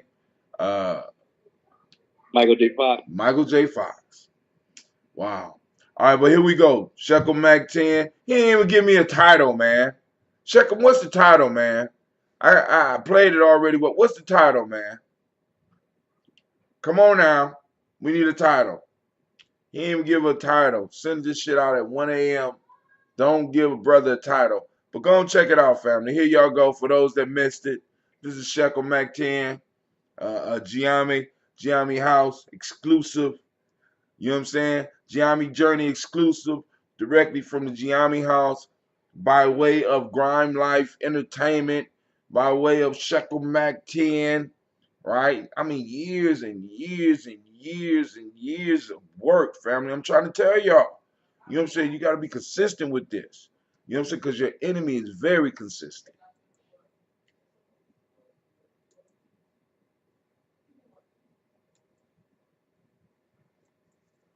Come on now. Oh, the white man that hit. Extra, extra. Read all about it. Come and take a picture of a live ass Mac. Putting it down like this here. You feel me? Now, as I rock the mic, live and direct. For you motherfuckers to feel me on this shit. My sound's profound and prolific, no one can be realer. I'm a giant who's defiant, call me Godzilla. Watch me lean to the side like a Mac would do. Or I can come off like a cheap trick and attack you for pissing me off, making me mad. I hate you shady punks for talking too much. Pulling out heat, you fools don't amaze me jump. And it's gonna get rough. Sissy, I had enough, so now I'm calling brush. You talk too much, so shut the fuck up as I appear. Mad and pissed, I'm having a fit. It's too many haters to deal with. Ain't it a bitch? I see the weak twitch. Wilson, she's close to switch and then turn snitch. Time to put a shady ass in the ditch, right? Later on tonight, we gon' hit and get out of sight. Another job complete. That's how I got down when I was in the streets. Thanks to Elijah, there's no more evil. Let me praise to Allah Almighty God who set me free from Satan's misery. You gon' do your thing, I'm gon' do mine. Fine, you gon' sip some wine. I'm gon' find some other way to spend my time. Fixing my wrongs to make them right. I learn from my mistakes, get off the thing. I keep it real, I'm shedding light. You gon' do your thing, I'm gon' do mine. Fine, you gon' sip some wine. I'm gon' find some other way to spend my time. Shaking the devil's grip, staying true to the God give it right, so I fight this wicked devil. Now you feel the game back. I hustle get this wisdom is if it's a gang of crack. I was born to be a Mac, professional black, trained for combat. I'll explode on contact. It's best that you duck when I react. I'm writing exact, avoiding the devil's traps. It's hard to relax, living in a world full of demons and rats. He from out of the Bible I read that the meek shall inherit the earth, and the strong will lead. As I proceed, your end is near. To my family, friends, and peers, I won't be shedding a tear if you agree to be one of the wicked painters. And truly you must, in God we trust. The righteous will crush another heathen, go bite the dust. It's tough titty. If you follow the minister Farrakhan, then ride with me. FOY, AMGT, fight for freedom, justice, equality. Satan, there ain't no stopping me. I don't owe none of you devils any apology. You gon' do your thing, I'm gon' do mine. Fine, you gon' sip some wine. I'm gon' find some other way to spend my time. Fixing my wrongs to make them right. I learn from my mistakes, get off the thing. I keep it real, I'm shedding light. You gon' do your thing, I'm gon' do mine. Fine, you gon' sip some wine. I'm gon' find some other way to spend my time. Shaking the devil's grip, staying to the wickedness. God given right, so I fight this wicked devil. I know they feel me, these devils want me dead, but I ain't giving up. Like you gon' get the truth, you wanna kill me, come and press your luck. Click, clack, buck. I don't give a flying fuck. Run up and get hit with a whole lot of hot stuff, and if I ain't served with enough, I got something for tough. Hillbilly type prejudice devils tucked in the trunk. You hurt him, and all of the rest of them can get it. Ain't no discriminating if you hate my bullets gon' rip it. Remember Malcolm X, Martin Luther King, Marcus Garvey, Medgar Evers, Emmett Till. Part of me, you devils kill. Remember that. I got heat for those who never pay for old crimes committed back in the past. Now it's time I get their ass, and no, I ain't forget about you sellout ass. Uncle Tom school picture bitch made face who hate Islam. It's hard to stay calm in the city where the itty bitty die. Only the strong survive. You feel me? You gon' do your thing, I'm gon' do mine. Fine, you gon' sip some wine. I'm gon' find some other way to spend my time. Fixing my wrongs to make them right. I learn from my mistakes, get off the thing. I keep it real, I'm shedding light. You gon' do your thing, I'm gon' do mine. Fine, you gon' sip some wine. I'm gon' find some other way to spend my time. Shaking the devil's grip, staying to the wickedness. God given right, so I fight this wicked devil. Let you feel me?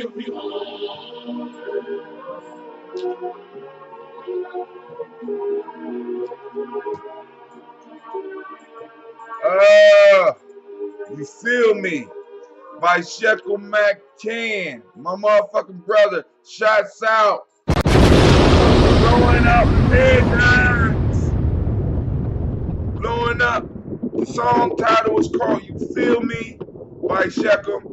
Shekel, hey man, you need to call in or you need to type in when is the release date, because one of the things we got to start pushing is when somebody is coming up with some creative stuff that is helpful, we need to support. You know what I'm saying? Hey, we trying to build an industry here. This is Gye-Nyame Journey Media.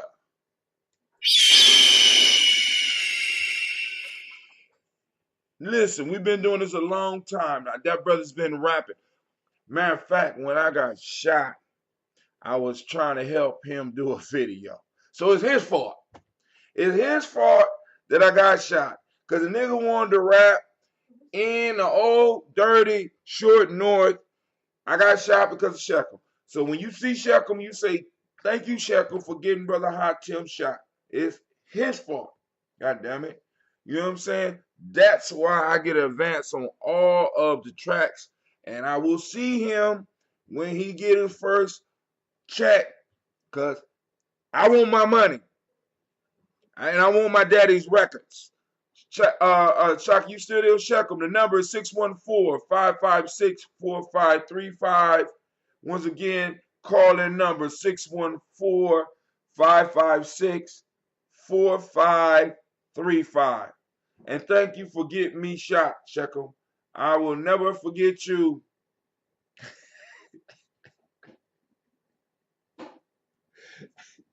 I was just fucking with y'all. But he was there. He was there. So, and also, Shekel, feel free to drop any other music on me in advance. Shaka, you there? Yeah, I'm right here, man. All right. I'm putting the call number in so Shekel can get it.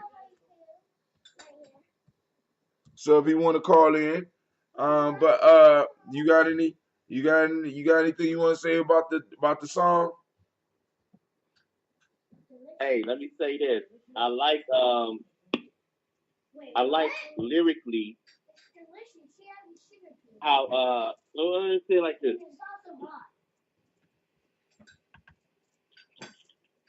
He does triplets with his voice, and it takes a very seasoned artist to keep that going on more than once or twice throughout a stanza. Like I hear him doing it a lot, and that's really like his style, and you could tell it's his style, like it's his character, opposed to somebody ghostwriting the stuff like that for him.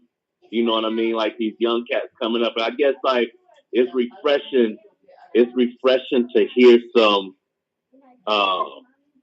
independent music that is still hungry, if you will, because I think that a lot of us start to forget what that hunger feels like musically, and it's definitely something that needs to be there. Especially, I mean, you know, like I heard from Scarface. I don't know if Sheckham has ever heard that comparison, but Scarface is another one that's just his style. You know what I mean? But the triplets it takes years to be able to write in that fashion and for it to hit every single time you do it. So I appreciate it. Hey, that's what I mean. This is Gye-Nyame Journey Media. I'm not fucking around with y'all. Listen, we are on our way. Because, like, for example, I got a whole soundtrack. Right? Now, Shekel been getting at me. He wants to remake Revolutionary Minds by Jamal. He wants to remake Revolutionary Minds by Jamal. I just got to get the right artists together to do it, so that they can represent from beginning to end. Cause I would love to get Ashabu on that track. You know what I'm saying? Cause I mean, Ashabu's old shit is cold. I remember Ashabu came to New Harvest one time, and he broke out this rhyme about a girl had people crying in the crowd with a rap. Like, goddamn, that was kind of touching. Too bad the girl was a hoe. Good God Almighty. You know what I'm saying? Yeah. I feel it. You know what I'm saying? But we got some very talented artists in our circle. Now, we need videographers. We need individuals that know how to work these phones, and some of y'all do. because like I said, one of the things, one of my goals is either doing an audio soap opera or actually doing a soap opera. I need. Time out, Patel. Go ahead. Okay. Now listen, and this is me.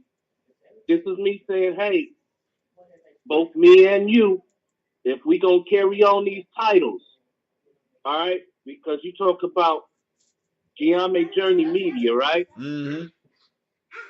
And I got Life Matters Entertainment. Well, the key piece in multimedia is that you have to have multifaceted motherfuckers that come to the table to do the work. If the artist and the videographers is not what you need, because like you said, every single one of us has a smartphone that can record something in HD quality. The key is getting people who routinely are working on post-production. There are three phases in You right. production. There is pre-production, production, and post-production.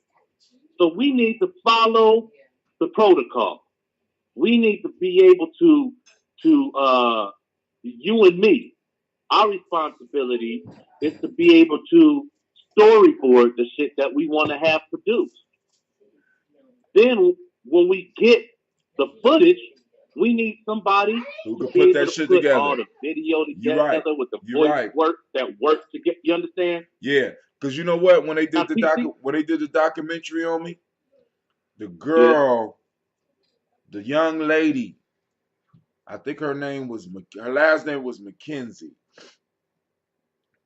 She had received those, and a lot of people behind the scenes, we don't even know. They be getting Oscars and shit, and we don't even know it. And some of them live in our communities. The cameraman and the video editors, because you right. It's a science to be. They could actually, the proper editor could take any movie you watching right now, and they could change the whole movie to where it wouldn't even be about what you thought it was about, and it's all about the right. proper edit. You know what I'm saying? I mean, that's a I mean, I can powerful. take some sound bites of you talking the way that you regularly do.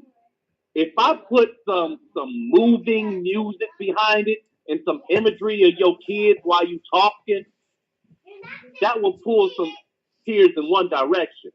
If I take the same thing you did with the same video footage that we just talked about, and I put some sinister type music behind you, and then at the end just put like a snapshot of you making this real creepy face.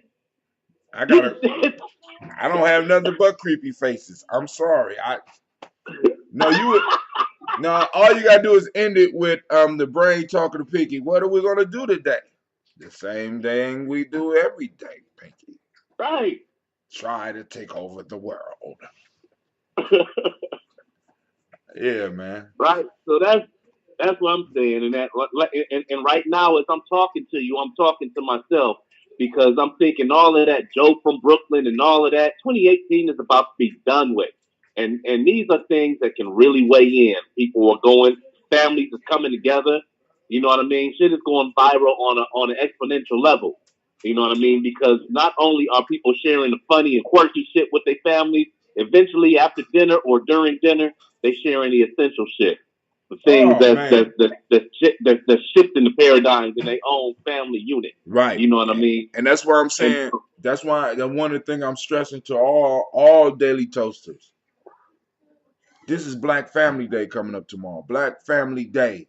Do not get caught up and in your feelings about the Thanksgiving and shit like that. Go can we eat. eat turkey? Can we still eat turkey on Black Family Day? Is that a thing?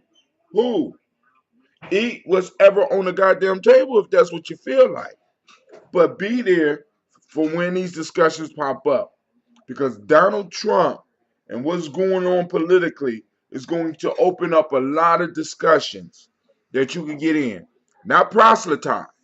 Because what you need to be is to be available for when people have questions, and you can just make little comments to let people know that, hey, they're gonna need to talk with you a little bit further. You understand what I'm saying? Because one of the issues is, because I honestly believe that with proselytation, with proselytizing comes slavery. So you gotta be very careful about that. You gotta be very careful about that. You know what I'm saying? When somebody's trying to proselytize you or pull you into their shit, you know what I'm saying? What comes along with that is slavery. You gotta be very clear and very safe about that. Now, I just posted up on my personal timeline. I'm gonna go to my personal timeline. I just posted up on my personal timeline the for a call for those that want to be vendors, for calls of individuals to be in our book. You know what I'm saying? The directory. Because like I said, family, we got to do it. You know what I'm saying? We got to build a directory so people know where to find people. You know what I'm saying? I need a good mechanic. It's late in the game, but I'm saying a little over 30 days out. Is it possible for us to have a symbiotic cipher at the school? Let's talk about it afterwards. Yeah, because right now, I'm focused on this Kwanzaa piece. Hold on. Now I have to go and I have to find, because I just had to add, and I'm trying to find the ad so I can share with the family out there the cost. Hold on. Shouts out.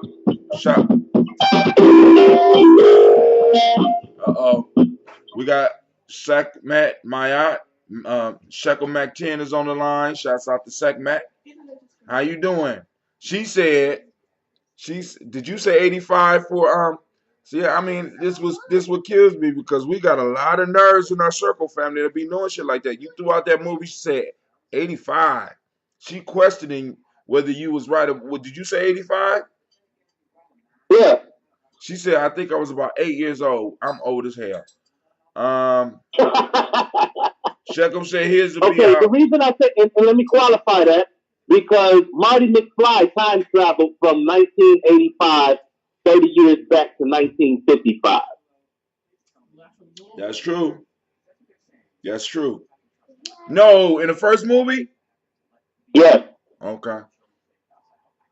All right. Shekum said that he's planning to drop this winter. He laughing. Kwame said the song is hot. Shekum Mac 10 said, no, I think I got you. He said, that was probably on when I said it's his fault I got shot. Hey, hold on. Let me say this, man. Go ahead. Shekel, I'm going to say this because between artists, I think that it's necessary, so I hope that you're still listening. Like, every time one of my peoples drops something now that I've seen the other side of the game, and what I mean is that the other side of like folks that's like getting checks for their music and getting placements for their music. And, the piece is that if you doing it right, I want to know, like, I want to roll with those who've gone through the steps and let me know, like, for example, if we out here making music that's not going through publishing, by the time we telling people that it's dropping, what is it that we really pushing?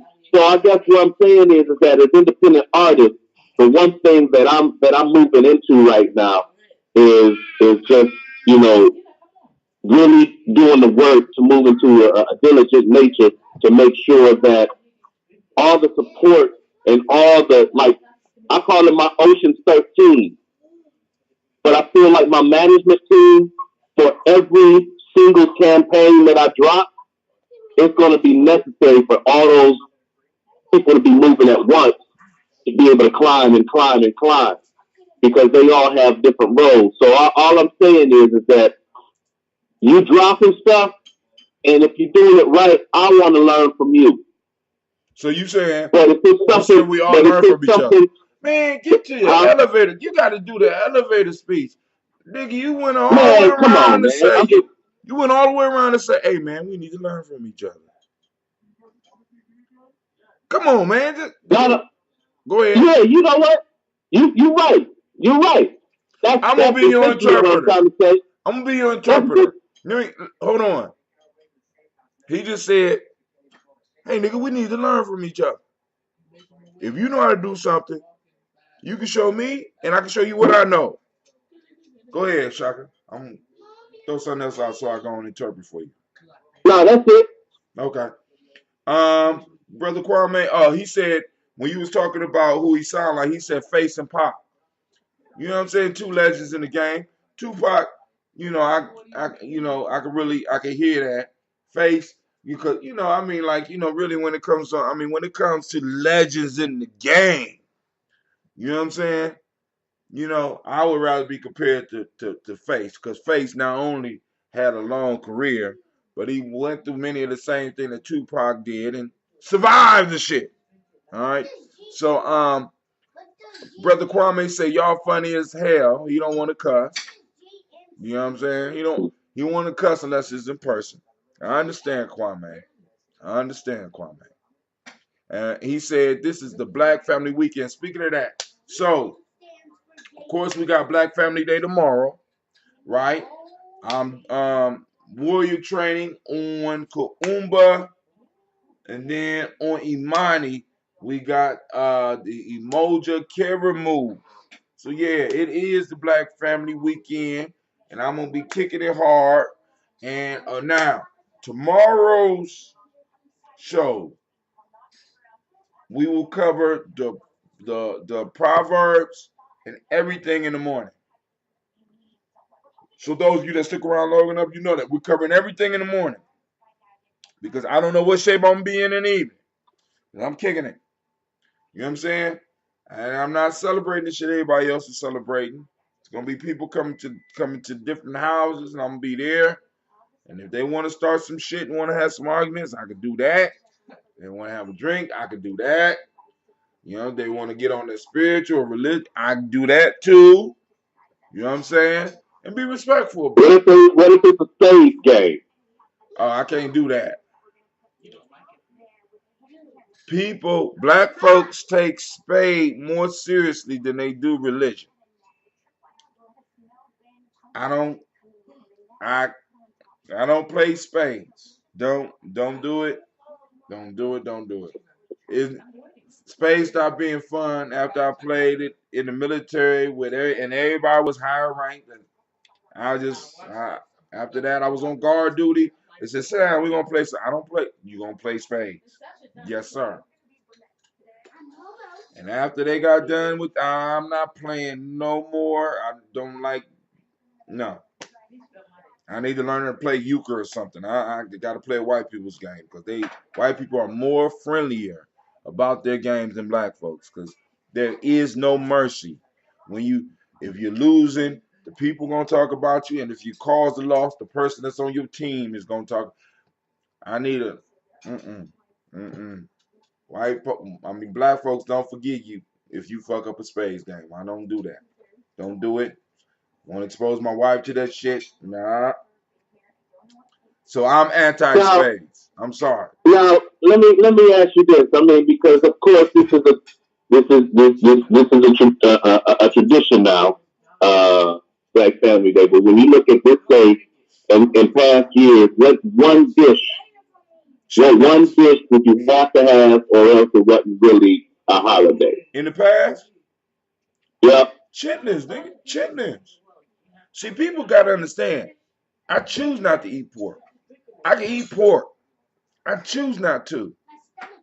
I miss chitlins. I don't give a damn what none of these people say. Chitlins in my family was the shit.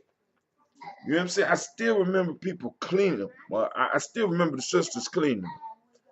I never had to clean them. I'm quite sure I feel different about it if I had to clean them motherfuckers. But because I was a boy and I didn't have to clean it, all I had to do was bag up and just throw the shit away. Shit, man, chitlins. It wasn't Thanksgiving if it wasn't no chitlins at the table. And see, and that goes towards the brilliance of my people because you could give us the worst part of anything and we will be able to turn it into gold. That's what people don't even understand. They don't even understand that shit. You know what I'm saying? We sitting up here judging that. My people knew how, my people made survival possible in impossible situations. There's no reason why we can't get out the situation we in because this situation is not as bad as when all we had was pig guts to eat. Nobody else would touch them. We figured out how to eat them motherfuckers. Come on now, give me a break. We took a weed because people don't even realize greens are weeds. We took that shit and we turned it into a delicacy. Give me a fucking break. I go to a Chinese restaurant years ago and they tell me, we have Chinese greens. You got Chinese greens. Give me some Chinese greens. I said, down and ate. Y'all lying. These mustard greens. What? Ain't nothing Chinese about this. Y'all probably got some lorries in the back. Sitting up there lying and shit. These Chinese greens. No. These mustard greens. Come on, man. Black folks, you know what I'm saying? So when you sitting there with black folks, he said I would have rather steam house leaves. I don't understand that one. You gotta clarify. Steam house leaves. Okay, Sac Mac. I don't know what that means. Can you clarify for me, Miss Sac Mac? You know what I'm saying? And it's like I don't eat chitlins now, but I realize, you know what I'm saying? That was one of the things that I really enjoyed. Cause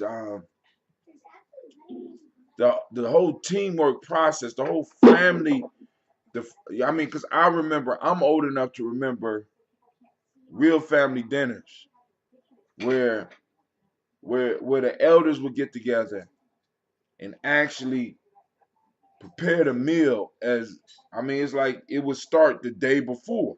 So we would all be going to get ready or be on my grandparents today, getting everything prepared for the meal before all this quick shit.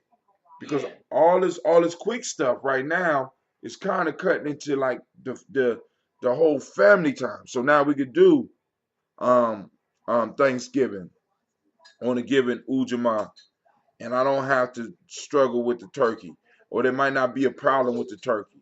Going through those dinners when there's problems with certain foods, going with when it what took teamwork to get the food done. It took people having roles and taking responsibilities to make sure that the whole meal worked out right. I was blessed to come up at the end of that time. You know what I'm saying? And my kids might not never experience that unless we find a way to kind of turn it back because it took certain things, and one of those things, and I know some of y'all rolling and man, it was chitlins. One of the teamwork foods was chitlins. So answer your question, that's that food right there, chitlins. Not that I eat none now, but shit, wasn't no Thanksgiving if it wasn't no chitlins. Go ahead. Oh, your food. What's yours? What's yours, Shaka? For Black Family Day. Go ahead. You know what? And this is no lie, man. My grandmother used to make this dish that I presently make today, and it really do take some skill to perfect it. But uh, it's a zucchini and eggplant parmesan. She would make that for Black Family Day? Yeah. Ooh, wait, this is how cold she was with it. What color was the sauce? Would it be red sauce or would it be white sauce? Red. So basically it's like this. Like you fry up the planks of eggplant, and you fry them up. You bread them and fry them, and then you stack them with marinara in between each of them, and then you got your cheese on top. So it's a parmesan, like a veal parmesan, but just with eggplant and zucchini. Man, let me tell you something. Wait, hold on. Not that Velveeta shit, but the real Parmesan. Would she put real Parmesan, or would it be that quick shake shit you go to get at the store? No, I'm talking about she'll have her whole white cheese, like her mozzarella and real Oh, parmesan cheese. so it wouldn't just be Parmesan. So she would actually make the cheese topping that she put on top of Right. it inside of a But red but chicken sauce. par but if you You listen, show if your you mother go and you get karate a outfit. chicken parmesan, Show your mother it's karate breaded outfit. chicken with marinara over the noodles and mozzarella cheese. Dude, I couldn't even. The only thing red on our table during Black Family Day was cranberry sauce. My fault, beets, cause I like beets. My grandmother will make me beets. But ooh, that Mm. sound good. You said Parmesan. You said an eggplant Parmesan, Zucchini and eggplant. zucchini. So would the zucchini be breaded too? Yes.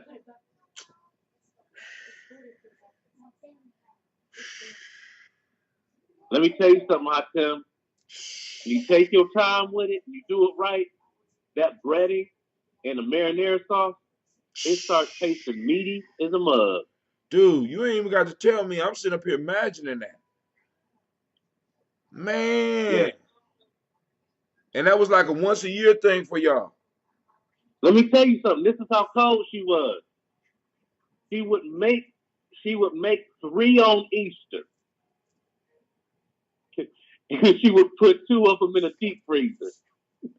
Oh, see, So young when it folk, came around young for folk, listen. Thanksgiving Young folk don't and know Christmas, about deep freezers, man. They don't know about no deep freezers. Explain to the young people what a deep freezer is, please, sir.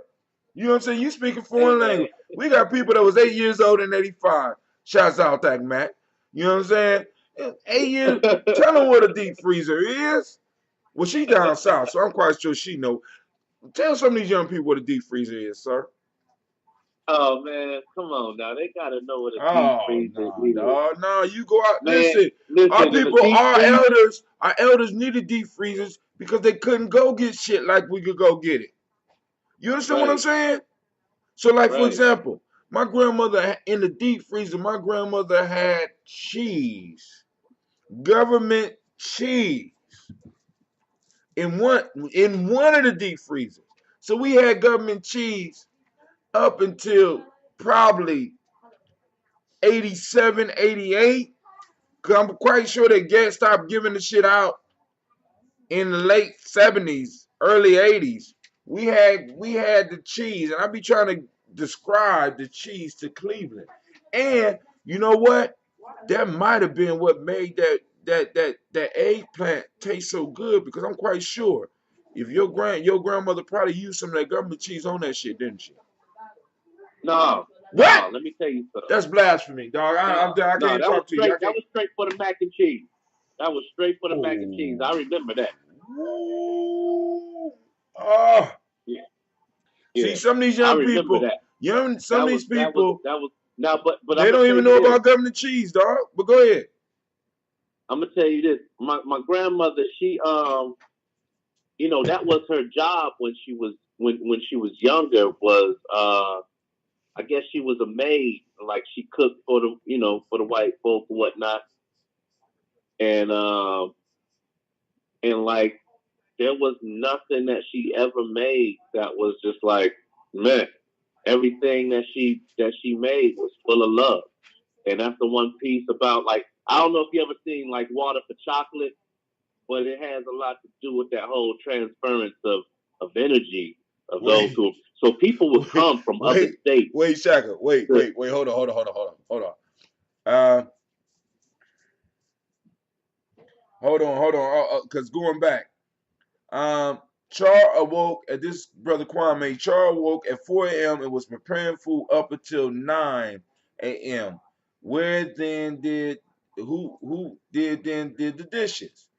Man, Char made some mac and cheese that's out this world. So this is Kwame talking about his meals right now. Um, Segmet said that is delicious, zucchini and eggplant. Ooh wee.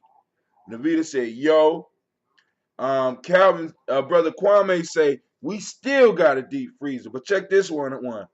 Segment said we had a deep freezer. Now, this is how you know she had a deep freezer, a real deep freezer, the kind a whole body can fit in. You remember those motherfuckers, right? Oh yeah. You know what I'm saying? My grandmother had maybe two, I possibly don't three of remember a those. deep freezer that was smaller. That was smaller No, than you that. look at you. Have you seen those deep freezers they got now? They can fit in the No, corner. Oh shit, no. dog. Oh wait, hold on. And then on top of that, check this out. This is real old school. Somebody tell me about the pantry. Oh, Did it's your still a grandparents have a pantry down pantry? here. Yeah, yeah. Now, oh man, I was getting at something good. But go ahead, go on, What get was I back about? to it. I just threw out the pantry I had because it was a brain fart. But go ahead, since we talking about Black Family Day and pantry. But go ahead. I'm saying like it don't matter how many years go past. It's probably if the deep freezer was downstairs right now, it would be stuff in there that was older than me. So it'd be an ice cream sandwich from 1985. That shit crazy, ain't it? Crazy. I mean the shit that I mean, but since you talking about old food, like I said, the old fashioned pantry. Not that new shit that Yeah. they put in these houses. The old fat. Somebody tell me about an old fashioned pantry that's out there. Navita says she got a deep freezer. All right. Somebody out there tell me about a pantry. I'm gonna tell you about my grandmama's pantry. Go ahead. I'm waiting. See, because she would pull stuff out the pantry for Black Family Day. All the new ones is small. Segment talking about those freezers and maybe even those pantries. Because if your listen, and y'all get mad at me. It's not a pantry if it's on the second floor. It's a fucking closet. Okay? I'm just letting y'all Right. know. I'm just letting you know. If you have a pantry that's up on the second floor, it's a closet. It's not a pantry. I'm just saying. Some of y'all get mad at me if you want to, right? Because I'll tell you about a pantry. My grandmother had a pantry that literally had food that she had been storing prior to my birth. That we find, we still got, well, part of my family still got the house. I don't know what my cousin using it for. She might still have old jars of shit down there right now that my grandmother can. You know what I'm saying? Somebody tell me about the pantry. She said my great segment said my great grandma had a pantry, old and covered in ice, packed in the corner. My friend Lisa has a pantry. Segment said yes. Because if it's on the second floor, it's not a pantry. People like, go to the pantry. I'll be like, okay, Hey man, let I'm me on tell my you way to the something. basement. I'm going to the basement in a corner where it's all brick around and you got to walk in and it's always cooler than the rest of the house. That's a pantry. This shit with air cooled, that's not a pantry. It's a closet. You can put furs and shit in there. Actually, you can put furs in the real pantry. But go ahead. Hey, we had in my grandmother's house, and I'm gonna post this picture of me and my cousin. You know, standing next to our pinball machine. We had an Evil Knievel pinball machine, and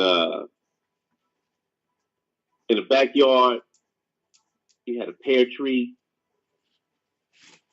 Had a pear tree. Had wild strawberries. Uh, all of the trees were fruit bearing trees, and she had a garden on the hill. So, and to get on to the hill, you had to walk up the stairs through the grapevine. And so I remember all the things that came out of them grapes. I remember blueberry dumplings. Uh, Mmm. Man, I didn't blueberry like them. dumplings. I didn't like them. I didn't like it, but my grandma used to make that too. But go ahead. I didn't like it. Oh man, it was the peach cobbler. Oh, dog. Dog, and the real work that went into making real peach cobbler. Ah, you know what I'm saying? I can't eat this fake shit. I can't. I can't do it. Right, right. Ah. Oh man, You know what I'm saying? That's where the Patrick came in because they would get real peaches in the summertime and they would store them so they would be able to make something later. So it's almost like they plan, like you said, your grandma would plan the holidays in advance. So she would make three or something on one holiday, freeze them, and would remember where they were and go get them on the other holiday. Oh, see, this is what I'm talking about. yeah, Black Family Day. I mean, it's like being able to go through and unpack what we went through. Our grandparents, those of us that really got, I mean, like, that got older grandparents or great grandparents, they went through a time where they really had to really, really struggle for those meals. So they had to really, when they got the tools to, when they got the tools, they really knew how to use a refrigerator. We don't really know how to use it. They really knew how to use a freezer. They was freezing shit right. because they had came through a time where there was nothing near. They knew how to use a pantry. You know what I'm saying? Because they came through a time when all all that you could get was gonna be in that pantry. So it was Hmm. almost part of the budget to be able to put stuff away like that. And we lost that. We lost that. You know what I'm saying? That was a sense of independence because really, we could, as a family, we could add off the pantry for maybe a month Right. and the freezer. All we had to do was keep it closed. They could have cut off all the power and stuff. All that cheese she had in one of those freezers. Oh my God. OJ, go Hey, down there and go give me one of those cheeses. remember powdered milk? Oh, who you telling, man? Come on, dog. He said, shut your mouth. Some real peach cobbler. Look, eat. You know what I'm saying? Navita said, pinball machine. She said, rich nigga shit. Hey, I didn't want to say it. No, Thank you. Thank you, Navita. but let me tell you, I'm just saying. I, to qualify that. Let me tell you something. My grandfather was a carpenter since he was 13. So for him to have a house in Cleveland Heights back then was some big ball shit. Now, piece is though, is that the way he worked. Like sometimes we get like all these hostess treats, like boxes of hostess treats. Sometimes we get like Cheez-Its and whatever. Because the piece is wait, that cheese like the it. delivery Are man you from wait? Are you talking about? Are you 413, the talking places about? he was working, Are you talking about when you say cheese? he Are was you bartering. right? Are you talking about the cheeses, the ones that was like fake cheese wrapped up in a little plastic? Or you talking about something else when you say No, I'm cheese? talking about the crackers. I'm Okay. talking about the Oh, crackers and all the treats that you get from hostess. okay. Like he was doing work for people, and part of the deal is that they would give him. So that's how we came across that pinball machine. Is that he did some work for somebody, and he got these grandkids that don't do nothing but stare at the TV all day long. And it's like he brought us that. And he brought us a ping pong. We had a ping pong table downstairs. Downstairs was basically the rec room. It was it was me, JW, sister, and then three of them. So it was six of us all in the same house, coming up Your house together. sound like my house, And dog. Your house yeah, sound like my grandmother, my grandparents' house. You know what I'm saying? I was like, yo, and I mean, and you know what? They don't even build houses like that no more.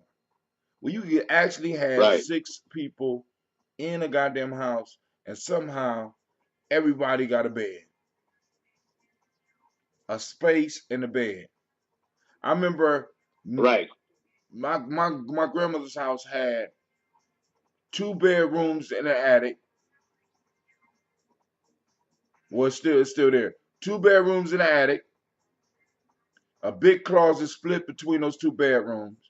Had 1, 2, 3 bedrooms on the second floor, and the basement at one point in time served as a bedroom. And somehow, Right. we had a whole bunch of people living up in there. My grandmother kept that mug neat, and I was like, wow, you know what I'm saying? It was crazy. And with a pantry, I mean, you know, and I'm like, damn, that 5 bedroom, and my cousins was raised up in there, Leisha and Al. I lived up there. I had uncles that lived up there. We had people that came from down south that lived in there. So that house, matter of fact, that house saw one, two, one, two, three, 4 generations of my family. Right. Actually, maybe even served a 5th generation of my family. Oh man, I still remember. Hey, let me tell you something, man. I mean, my grandmother passed in 2012, and I'm gonna just say, like, she she retired on the babysitting thing when my generation uh kids started having kids, right? So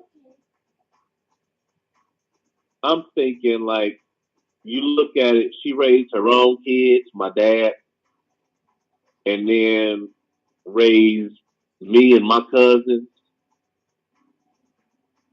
And by the time Diamondwood came around, she was slowly coming off of that. Like, you can't just drop them off at Big Mama's house no more. You know what I mean? Right. But we had her all that time.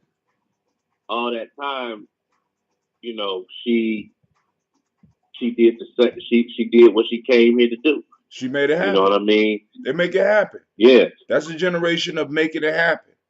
You see, and see, we try to fit our reality into how America keep their time. That was one thing was going to talk about. We try to keep our time like America keep their time, but as black people, we had times too. We had generations. They talk about the greatest generation. You know what I'm saying? We need to really look at some of our grandparents and some of our great grandparents, and really, we need to name that generation because they did some incredible shit. And especially from where they came from. See, I don't see when these motherfuckers come up with, like, Jeff Bezos or Bloomberg, and you hear their rags to riches story. You know what I'm saying? I can't respect that shit because they really didn't know rags when my people really knew rags. I mean, Right. literally knew rags and took those rags and took those scraps and built a life that was able to support comfortably their children, their grandchildren, and their great grandchildren comfortably. You know what I'm saying? And it's like, Right. we that's some shit that need to be documented, and that's some shit in the sense we might need to even go back to, because it's like,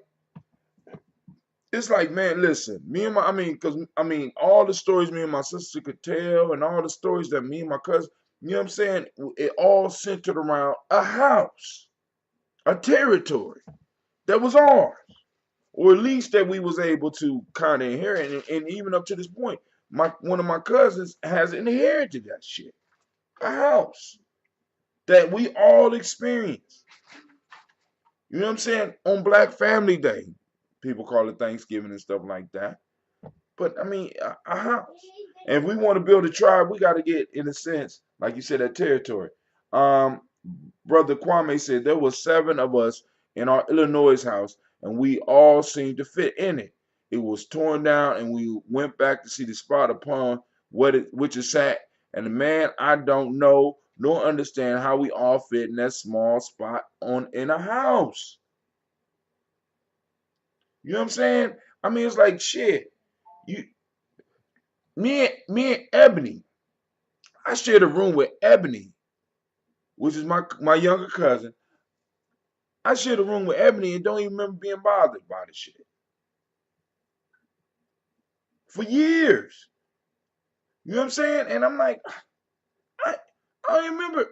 I don't remember having no issues. I don't remember arguing over what went on the walls and shit like that. I'm like, we live in somebody else's reality. We're living in somebody else's time. We're documenting time and documenting how children grow up by another people's standard, which is why we're fucking up our kids. And we're fucking up our own lives. I didn't have a room of my own. Damn, I still don't got a room of my own. Until I got to college. Even when I got to college. You know what I'm saying? And then I got a room finally. My fault. I had a room with my mom when I lived with my mom. When I moved in with my grandparents, I had to surrender all that shit. You had a room at your own house too. Oh, okay. Oh. Real life here, Gye-Nyame journey. Little black Gina trying to check somebody. But go ahead, man. I mean, a lot of that Hey, shit. man. Yeah. So, Yeah, it just took me way, way back, man. I mean, Black Family Day, that's what it's for. That's what it's supposed to do. Black Family Day. You come, y'all discuss y'all family, your past, right? Actually saluting those ancestors. Leave a space open for your ancestors to join the conversation as you bring them up. You know what I'm saying? Well, we had some beautiful holidays over there, some beautiful Black Family Days. I had, over my people, actually, what's crazy is that my family is almost like it's matrilineal because my grandfather never had a house. It was always my grandmother's house. All the property belonged, in a sense, to my grandmother. It was matrilineal. You know what I'm saying? You could see some of our traditions coming up in how we did shit. You know what I'm saying? I'm sitting up here like, boom, I can identify that my family was basically matrilineal. You know what I'm saying? The child belonged to the mother, not to the father. I belong to my mother's side. Because I had to tell my son one time, my son said, I'm a Brown. I said, actually, where's you? You are Ellis. You know what I'm saying? If me and you go to the Ellis reunion, you will see. You know what I'm saying? But in my mother's side, the child belongs to the mother's side, not the father's side. Not belittling any other traditions and stuff like that, and big ups to my father's side of the family. But in the way that I was raised, like for example, um, all my kids, you know what I'm saying, they real close with my mom, and including Wisdom, very close with my mom because all the kids belong to the mother side. You know what I'm saying? Well, actually, damn, I guess I'm not the mother. So my mom is just different. I don't know. But it's matrilineal. Let me just say that shit. And just shut up on that. But any other comments? Cause y'all been Brother Kwame back. There were 5 of us boys living in the house and 4 of us slept in one room, sleeping 2 to a bed. And the oldest brother got a room to himself. 2 sisters um who shared a room. And I forgot my mom who had her own room. Navita, family question. Family question. Uh, uh, Go ahead, ask the question, Navita. I'm trying to keep up with y'all. And shouts out to Navita for checking us out on YouTube. You know what I'm saying? Some of y'all should try that. Y'all get a ding when you sign up for YouTube, which will relieve me of the stress that I'm feeling about this super phone, since they want to play me. So what's going on with that again? Man, super phone. Well, Make a long story short, Superphone is starting to charge me for every post that I make. So I haven't been making any posts with Superphone. So I got to decide on whether or not I'm gonna get rid of their ass. But I can't get rid of them during Kwanzaa season. So they hit me with this change right during Kwanzaa season. Now you know I've been sending out shit every day. Almost what is it? Almost a year now? Since Right. January? Almost every day. Then all of a sudden they put a change on it. And check this out. You ready for this, Shaka? Now What's up? this that Kanye West super nigga, we all the same bullshit. So they go Right. from, because you had it for a while. They started with the Right. 1995 plan. They phased out the Right. 1995 plan and went to the $99 plan, right? So now the Right. $99 plan, I've been doing everything I've been doing on it. And you know what I'm saying? Every now and then we'll go over $99.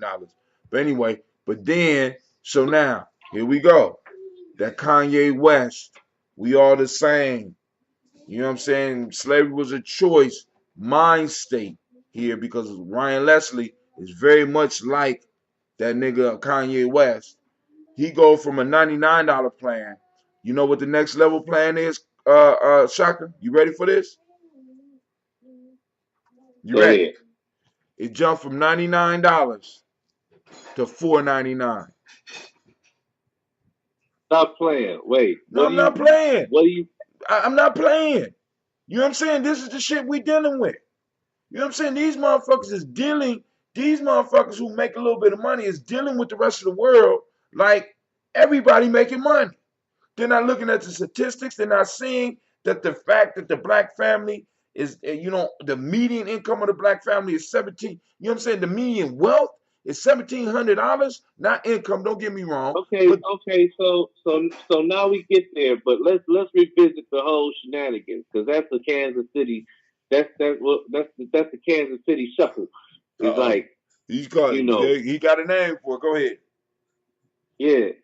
I mean, sleight of hand. However, because the piece is that you you get into this whole thing of Ryan Leslie. You get into the characterization of the product, right? Right. And you put his because he's a such and such grad, and because he's this type of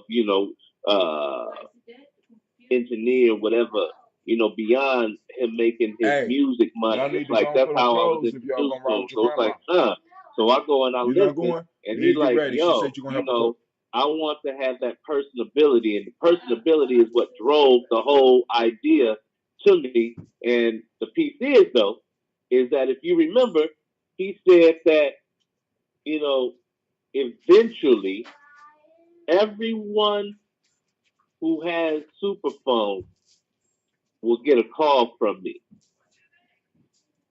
and No, a as text. long A what's that? text. A text. He ain't say call, he said text. A text. Yeah, he ain't never said call, he said a text. Okay. Which I got. He didn't lie about I that. mean, is that right? Oh Yeah, I yeah. never got it. Oh I yeah. never Oh got it. yeah. I mean, no, you need to really pay attention to it because it come through your super phone. But you got direct access to him, right? But the issue is, how do you go from 99 to 4.99? Right. You know Four what I'm ninety saying? nine. Unless you're living in a reality that does not fit a lot of the people that, you know what I'm saying? I'm not part of the reality in which he's able, in which he's trying to reach. Obviously, Nah, we're not. yeah, that's ridiculous. Oh yeah, That's that's very that's ridiculous. ridiculous. That's very ridiculous. You That's mean, beyond you ridiculous. know what I'm saying? I'm sitting up here, you don't even give me an option. Shout out, DJ. Yeah, man. It's yeah, that's I mean, listen, and here's the piece. So the reason I say that is that we we get into the whole idea of what how innovative it is. Man, listen, what he did, now that it's been done, IT folk or programmers. I hear that it's a trend for them to like outsource to folks in India Right, or a place like, you know what I mean. right. We could build the same thing for the amount of money that you're talking about investing to keep that service on. For less than $4.99, you can get a programmer to, to handle that. Hold on. You're right. So now we got a question. Sister Navita say, family question. How do you, at age 50, handle an elder in a community that is rude with their tongue? You confront them head on. Are you wrong if you practice reciprocity and be rude back? Now, let me say this.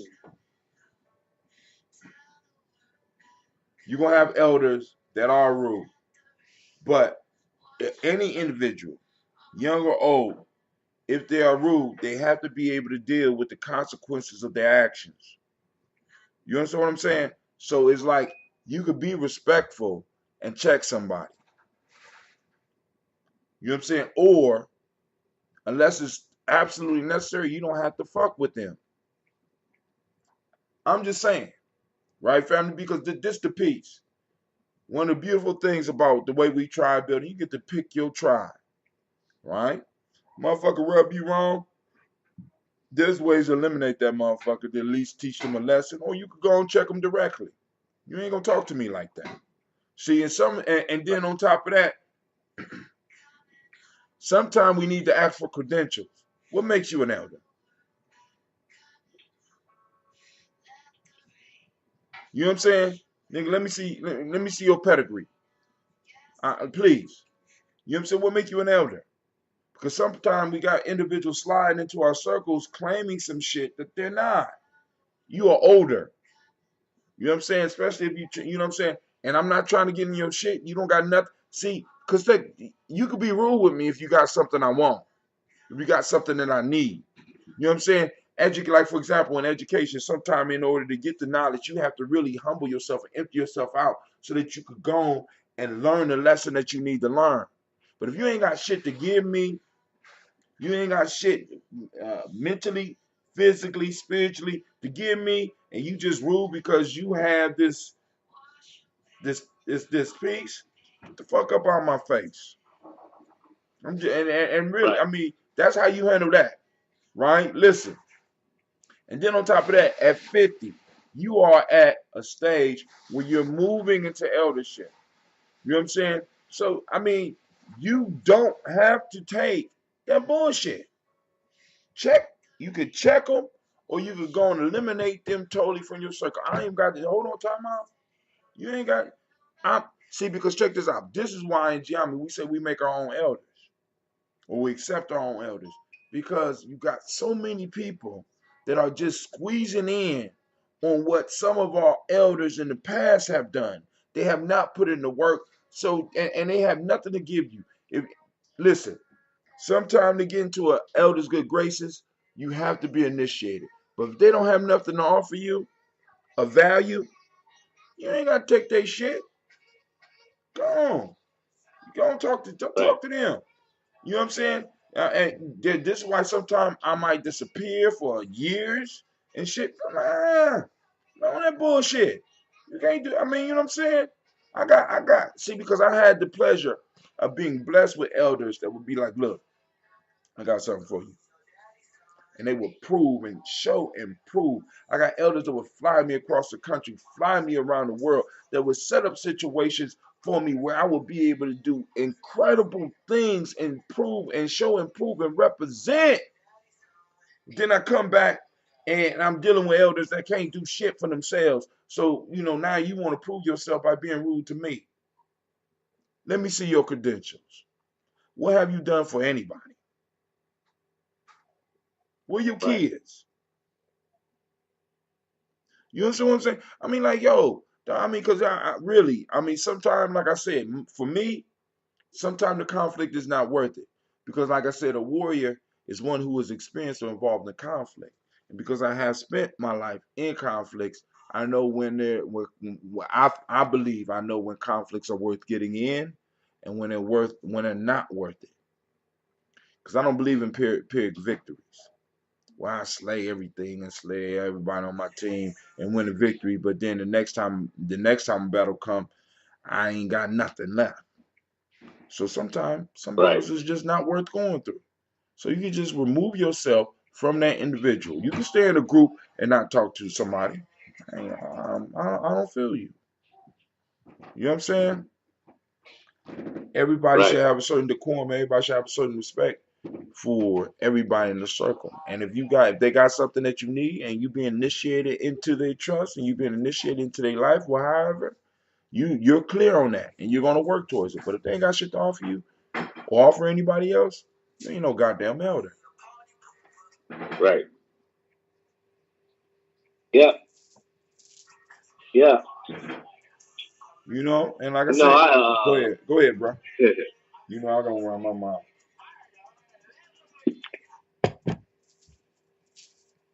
you know, especially the I think the primary piece is functionality. If there's anybody, if there's anyone who comes who doesn't serve an intentional uh, role or function within the folk to whom you dwell with, uh, they're a liability. If you don't Period. represent the culture that you claim, you don't deserve to carry its name. This is Gye-Nyame Journey Media. Is that what you're saying? If you don't represent the culture that you claim, you don't deserve to carry its name. You know what I'm saying? I mean, ever since I was from 21 on, a lot of elders I ran into provided me with means of taking care of myself and taking care of my family. Now we got Right. a whole bunch of individuals that can't help me with neither one. You know what I'm saying? I mean, If they don't have wisdom, if they don't have the wisdom to give you that you need to, you know what I'm saying? They don't have nothing to give you, then you got to ask the question, are you really an elder? I don't give a fuck who you was chilling yeah, with or who you was fucking when you was young. I don't care about that. That don't yeah, affect me right now. You don't have nothing to give me. You don't have no knowledge. You can't even get me beyond where you are. So you have to ask those right, questions. But then there's elders that have stuff that you need, and most of them that do will approach you in a way where you understand you and their relationship. right, right.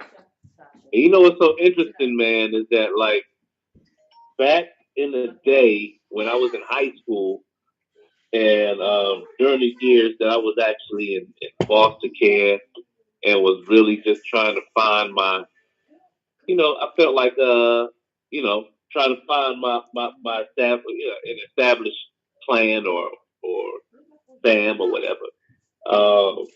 The people who paid me most attention, I remember um, brothers who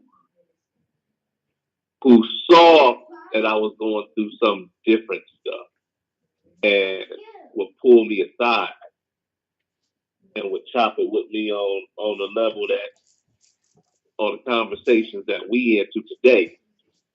She said she gonna help And you. You gonna looking help back, her cook. it was a custodian named Mr. Bay. Uh-oh. The custodian, huh? Right. Right. And his name was And so this Bay. brother, B-E, Mr. Bay. Mr. Bay, yeah, Bey. You know you're gonna have some Moors calling up in here, right? I'm just saying, you about to cause some problems on Gye-Nyame Journey here. Told you. I told you. Was he a white guy or a black Hey guy? man, I remember he taught me a very valuable lesson because here's the thing is that Mr. Jim, Bay was the only other person in the world eat that. that would see me on a daily basis. Um, Bring let's your ass see, here. school started, homeroom bell rang at 8 o'clock, I think. Me and my girlfriend made it to school every single day at 6:15 because it was the only time we could feel that. So we stole the morning from from my from my world. I came from where I came from. She came from where she came from. And every morning we meet downtown, and so he was the first person. He saw the rhythm of my relationship, and I remember when we was going through it, the whole rhythm of my day changed, and he was the one to see that and experience. Like he see me in the music modules writing sad songs and shit. So he pulled me aside and was like, I want you to and he always blessed me with an oil, right? But he said, brother, I want you to read this book. And even if you don't get to read the book, just understand the concept of what I'm trying to get you to understand is how to uh, how to gain her without losing yourself. Wow. Was that the name of the book, or that's what he told you? That's what he told me, See, that's some elder shit right there. right? Oh, damn. How to maintain? Hey, how to maintain a Go get my healthy charger. Give me my relationship with charger. yourself, with her, Without is losing you. first having that. So he led me to my first. I mean, my first trial in self mastery. I mean, intentional trial. You understand? Because I had to understand that in terms of the duality of who I am within a relationship. And I think that once again, going to Columbus and meeting my ex-wife at 19, we were uh, we didn't know each other, let alone know ourselves. So I think that while I was trying to, I just didn't understand where I was in my own world. You know what I mean? And I think that that's what's so important in the whole rites of passage piece is that it gives us some kind of milestone saying this is where you at, and this is and this is the standard, What you should be doing, the right? standard of your tribe. Brother, You understand?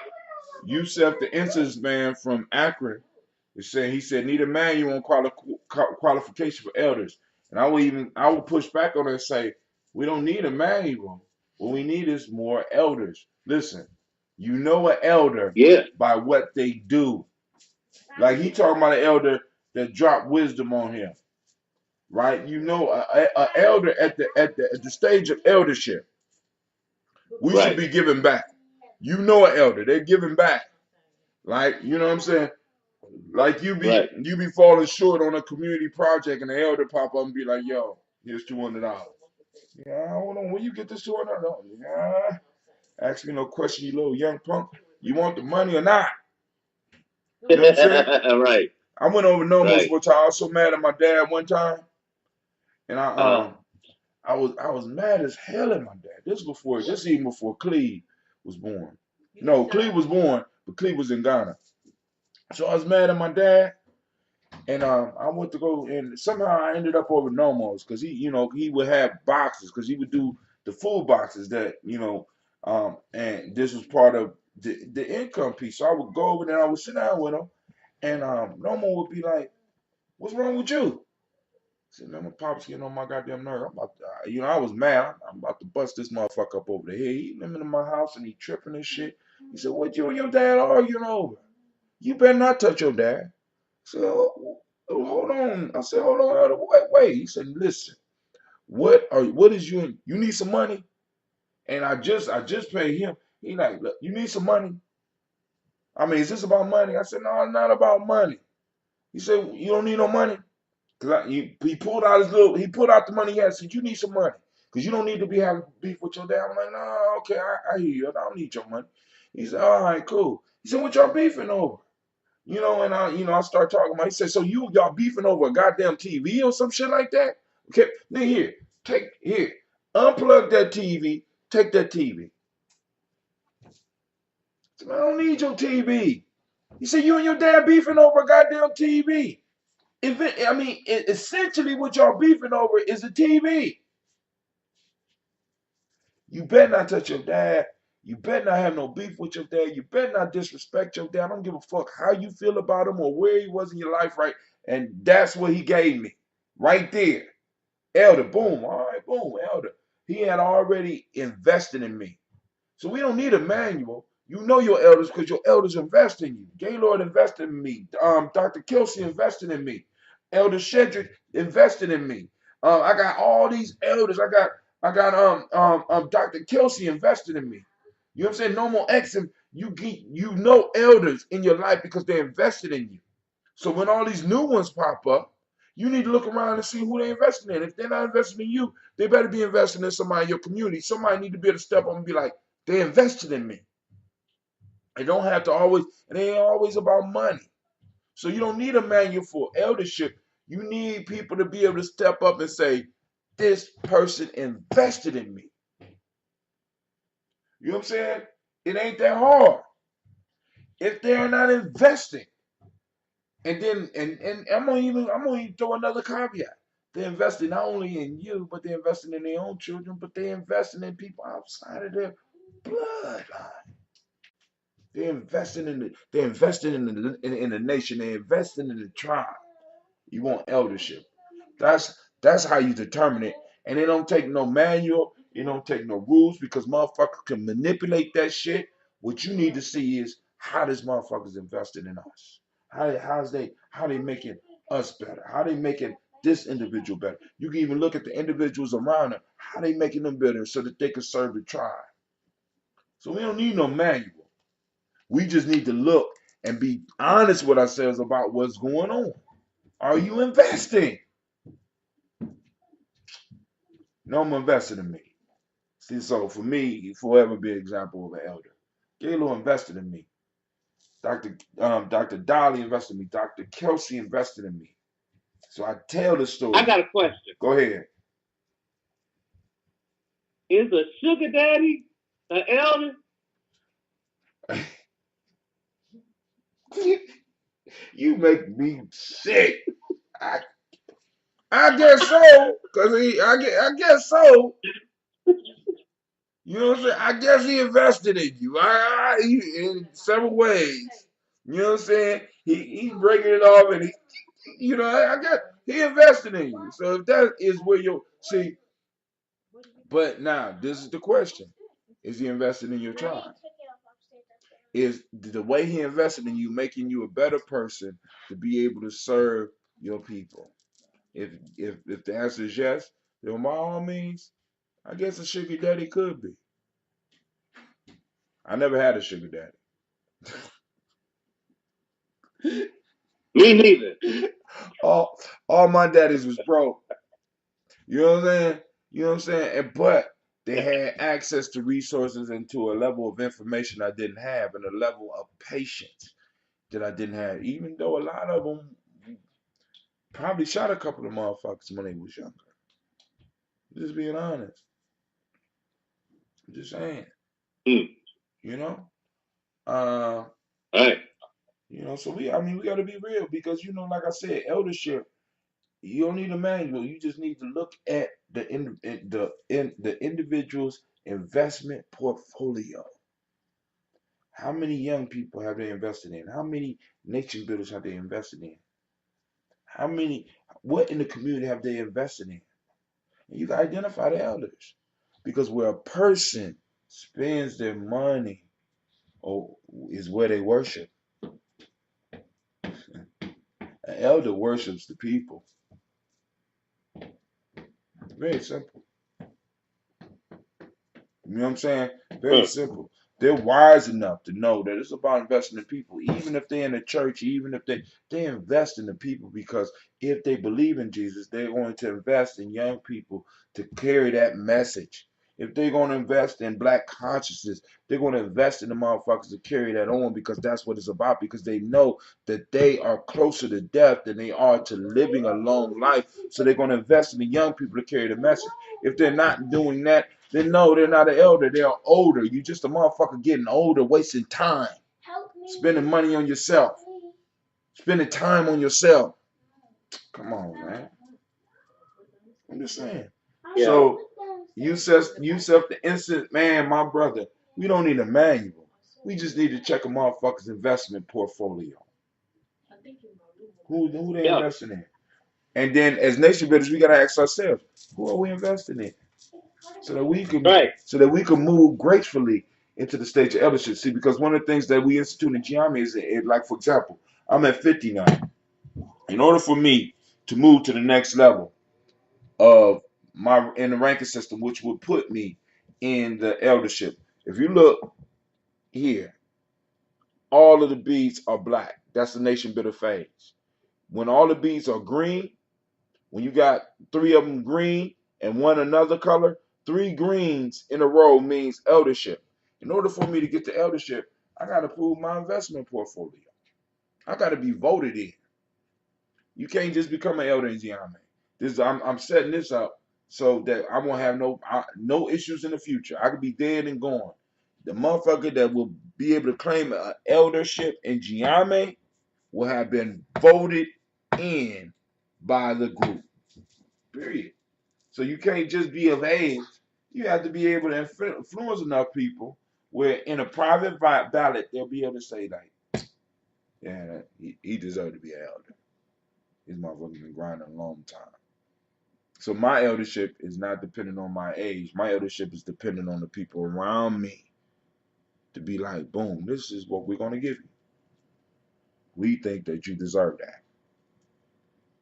And that won't be, I won't even be eligible for that for about another 5 to 10 years. So I'm still kicking it as a Did I nation. see something in the Gye-Nyame feed about a 3-year-old king? Probably. Oh, yeah, yeah, yeah. That was uh-oh. Uh-oh. We got somebody angry calling in. I can hear by the way that it done. Yeah. We put something on there. There was a Nigerian young king who was 3 years old and he was raised as a king. But somebody else on the line. Who on the line? What's going on? This is Gye-Nyame Central. I'm taking a quick break at work, so I'll find out where I'm gonna sit my butt at. Let's see, where am I gonna sit?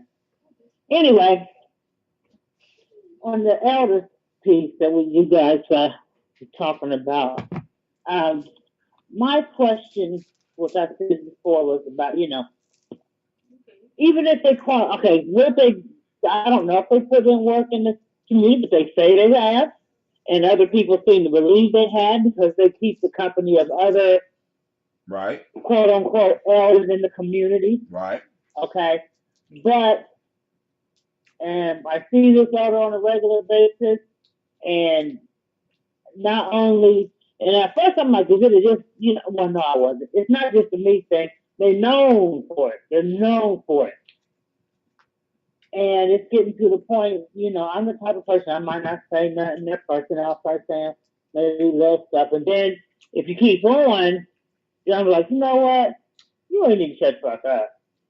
And I don't want it to get to that point to where I'm cursing at the elder, but then I also struggle with the reciprocity thing. Like, if you're going to be rude to me, then why can't I be rude to you no matter who? I mean, you're not that much older than me to where I would look at you and be like, oh, you old and decrepit, you don't know what's going on up there no more.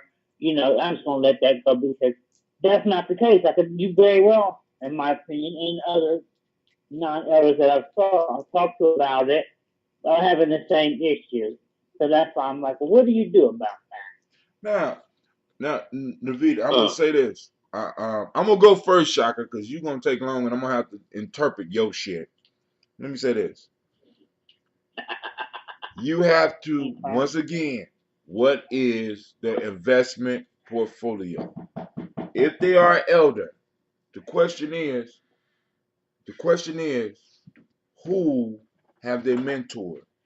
Really? I ain't talking about no over the last 3 months. I'm talking about over years. Yeah, I mean, they've done things Apparently, quite a bit. I wasn't apparently. around, but they have talked about it on several How you doing? occasions, and that they were You with involved the in a lot of things like oh, rites of passage cool, cool, programs cool. and for ladies and things like that. I listen. For me, All right, cool. All right, you worked on committee shit. Where's your investment? What's your investment portfolio? I mean, my issue is you mentioned my eye. You mentioned my eye, reciprocity. So if you rude to me, I can be rude to you. If you get on my goddamn nerves, I'm gonna get on your goddamn nerves. You understand what I'm saying? So I'll be right back. I'll bring you 5 thank you, sir. Excuse me. And But I'm I not. think I'm gonna take your one piece of advice, and I'm definitely going to, like you said, even though I may be around them, I'm just going to do my best. Now I'm going to kind of act like they're not there, That they're not there. because I don't have to have you Because in you my don't circle, count. like you said. You know, I don't, you know, but I'm thinking I have a good idea who you may be talking about. You know what I'm saying? No, really, really. And like I said, with certain things, like for example, you will find a lot of fake elders in study groups. Okay. This is why. Well, they are in the study group, Oh, so. hold on. You know, listen, from my experience, right? Because these motherfuckers like to find shit that's wrong and talk about it, but never do shit. You know what I'm saying? And then they will bask in the glow of the work of other elders because they were in the vicinity when this elder did the shit. This is the Okay. same street shit. You know what I'm saying? It's sort of like the kid on your playground when you was little that was related to everybody. That after you made it to 5th grade, you found out they wasn't related to anybody. And Yeah. the only thing that Yeah. kept you from kicking their ass from kindergarten all the way up to 5th grade was the fact that they were supposed to relate to everybody, but the only time you heard about their relations is from their mouth. You never heard it from anybody else's mouth. My issue Right. is people have to be able to either show their portfolio. When I come at people, they can see my portfolio. You can see the young people that I'm working with. You can see the middle-aged people that I'm working with. And you can see some of the elders that I'm working with. I got a fucking portfolio. My portfolio speaks for itself. The work that you're doing speaks for itself. Well, So, okay, but this is a question. If there's other elders that see this elder displaying this behavior, isn't it their responsibility as a elder to address that? no, now, this is the issue. This is the issue. Now, they're not rude to me. They're rude to you. So I don't give a fuck. No, they're rude to everybody. Well, hey, listen. Now, if they're in a group and they're allowed to be rude to everybody, right? You have a choice. They're rude to See, because individuals. They're rude to check this anybody out, check that this doesn't out, check have this, their opinion check this out. or disagrees with them. They're rude to anybody Hold that on. has a different opinion.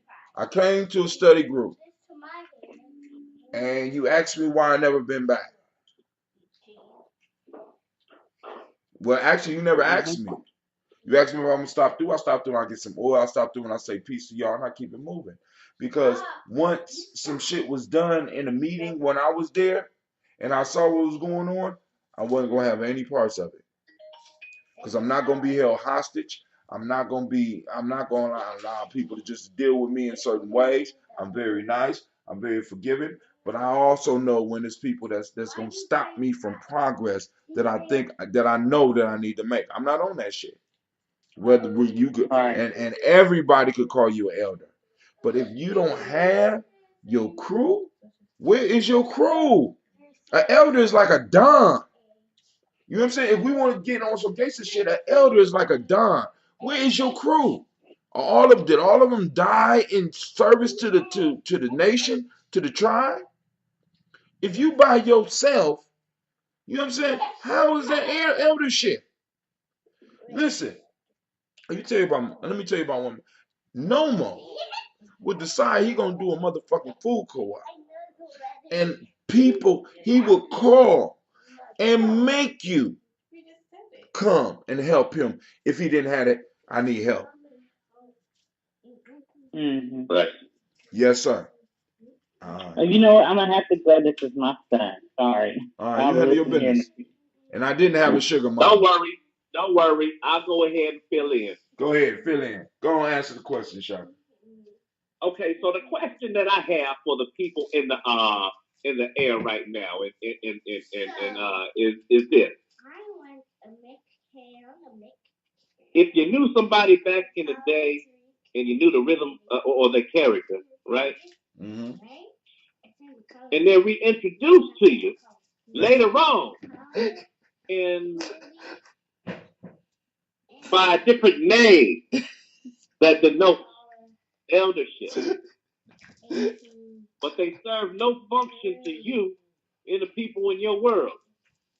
Do you feel obligated, number one, call them that, and number two, to treat them as something different as what you've experienced in the past?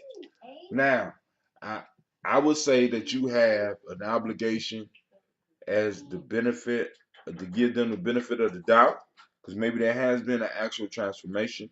But see, eldership eldership is something that you just don't age into. Right. You understand what I'm saying? Yes, age is associated with it, but because you're 65 and this man or this woman who's been on the grind their whole life is 65, y'all are not equivalent. Like I said, once again, an elder is like a don. They are a shot caller. I have had several. I mean, it's incredible. I have had several occasions. Like I pissed Gaylord off at one camp, and Gaylord Thomas said a few words to me that had me sitting on my bunk crying like a little kid. You understand what I'm saying? I mean, just about the fact that they have an influence that is real. It ain't theoretical. It ain't shit. You know what I'm saying? Yeah, I'm physically stronger than you. I'm quicker than you right now. But I have so much respect for you that anything that you ask me to beat up a brick, you ask me to chop, you ask me to chop down a goddamn tree, you ask me to fly into the middle of a city where I don't even know where I'm gonna be picked up, and I'm gonna do that shit. Literally. This ain't no fantasy shit. This is real. So when we talking about eldership, we got to understand you are supposed to be a shot caller. So who can you call on the phone to make some shit happen? Normal could barely move, but he would be able to put together boxes. He would have people that would report to put boxes together so that he can go on and push them off. And he would be able to stop at your house in the car, call you in the middle of wintertime, tell you to come out and get the box, and be like, um, when you gonna have the money? I don't need this goddamn box. I ain't ask you. You always need fruits and vegetables.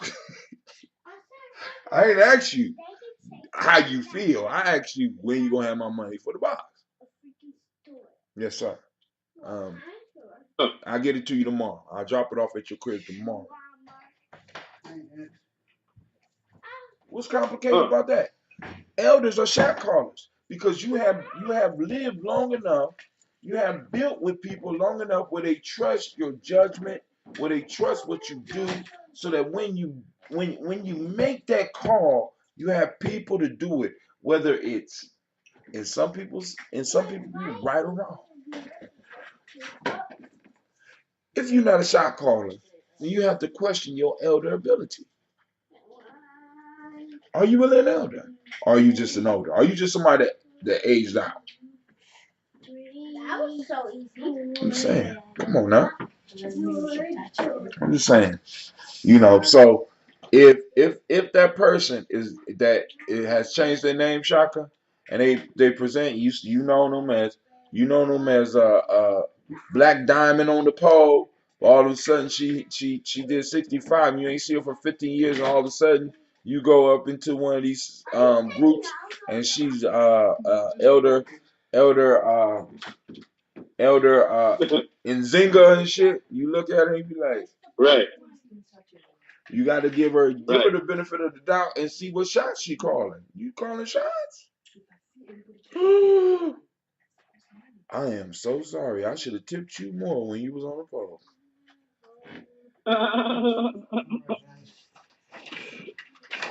Hey. I'm just saying, man. I'm just saying. I'm just saying, dog. You guys have a good day. You too, sir. You have a great weekend. Thank you. You too. So Thanksgiving. You too. So I'm like, man, it's just ridiculous with what some people,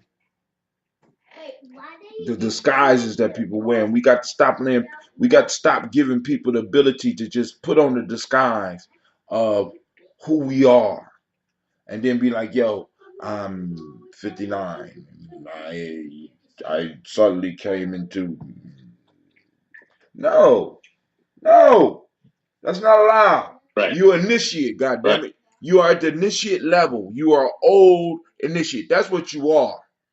You old, you are old, you are old royalty. That's what you are.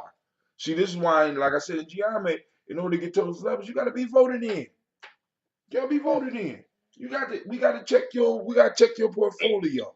You don't just walk up and be like, yo, I'm sick. No, man, you don't get no stool. Who gonna carry the stool for you? If I gotta make somebody carry the stool for you, you're not an elder. If I gotta make somebody do what you tell them to do, you're not an elder. You understand what I'm saying? But if you have an influence over me and the people, reminded me. Go ahead. You reminded Joe Little from the Rude Boys and Frank McComb having a conversation about Gerald Levert. You know Gerald Levert, right? A shot caller. And, a shot caller. But go ahead. Right. Now, he used to do this thing. He used to fall on his knees on a certain part of one of the songs, right? Mm-hmm. And it was a part of the show. And he was getting infections in his knees. Come showtime, it was this particular musician's responsibility to make sure that it was a pillow right over by the monitor. So when he fall on his knees, he don't hurt his knees no more. Right. And Joe Little said he was on stage one day and was like, "Hey, where the pillow at?" And the pillow wasn't there.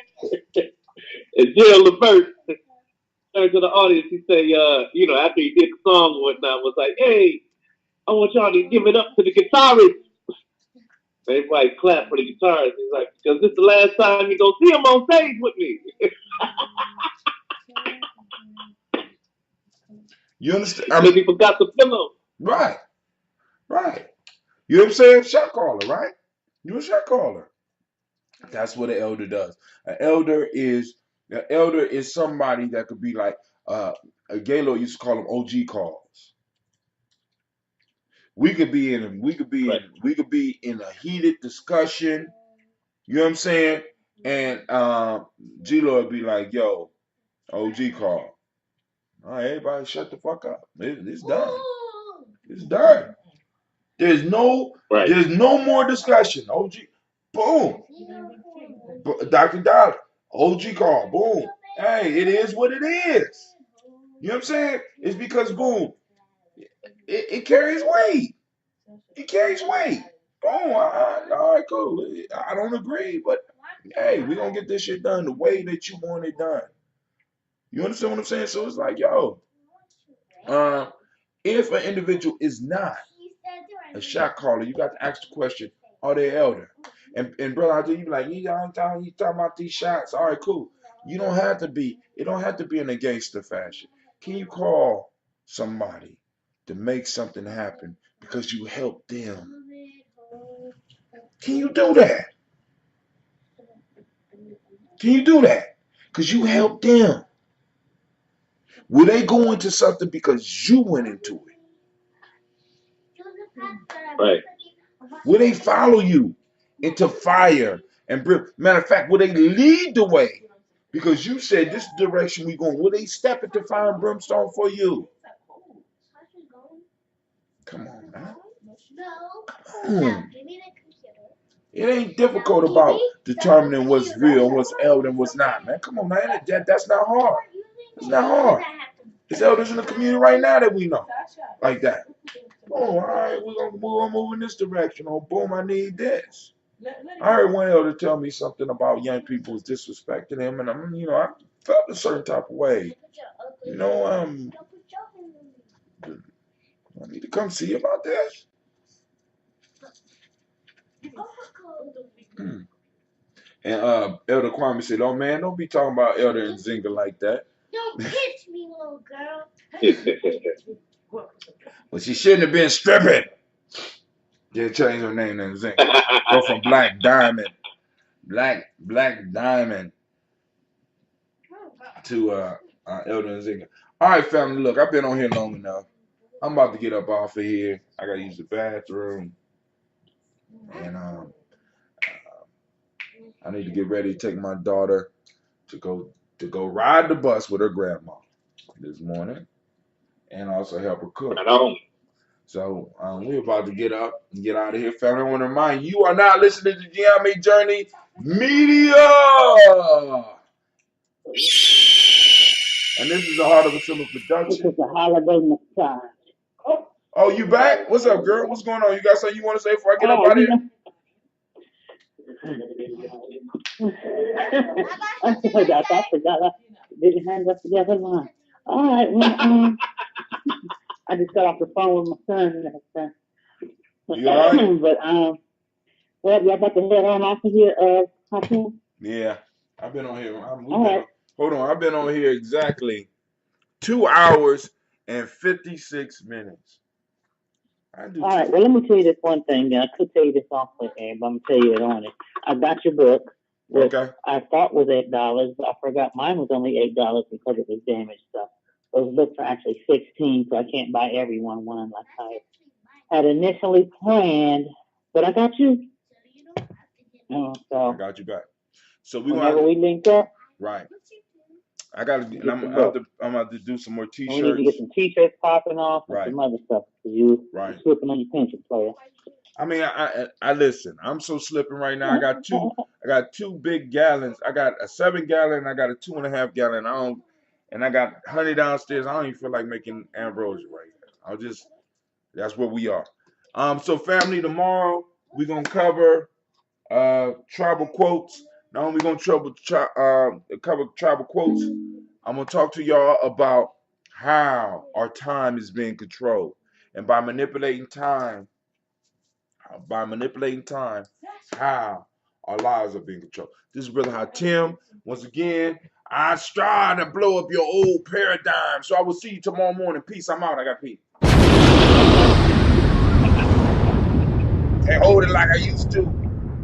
Gotta go drop it. Peace.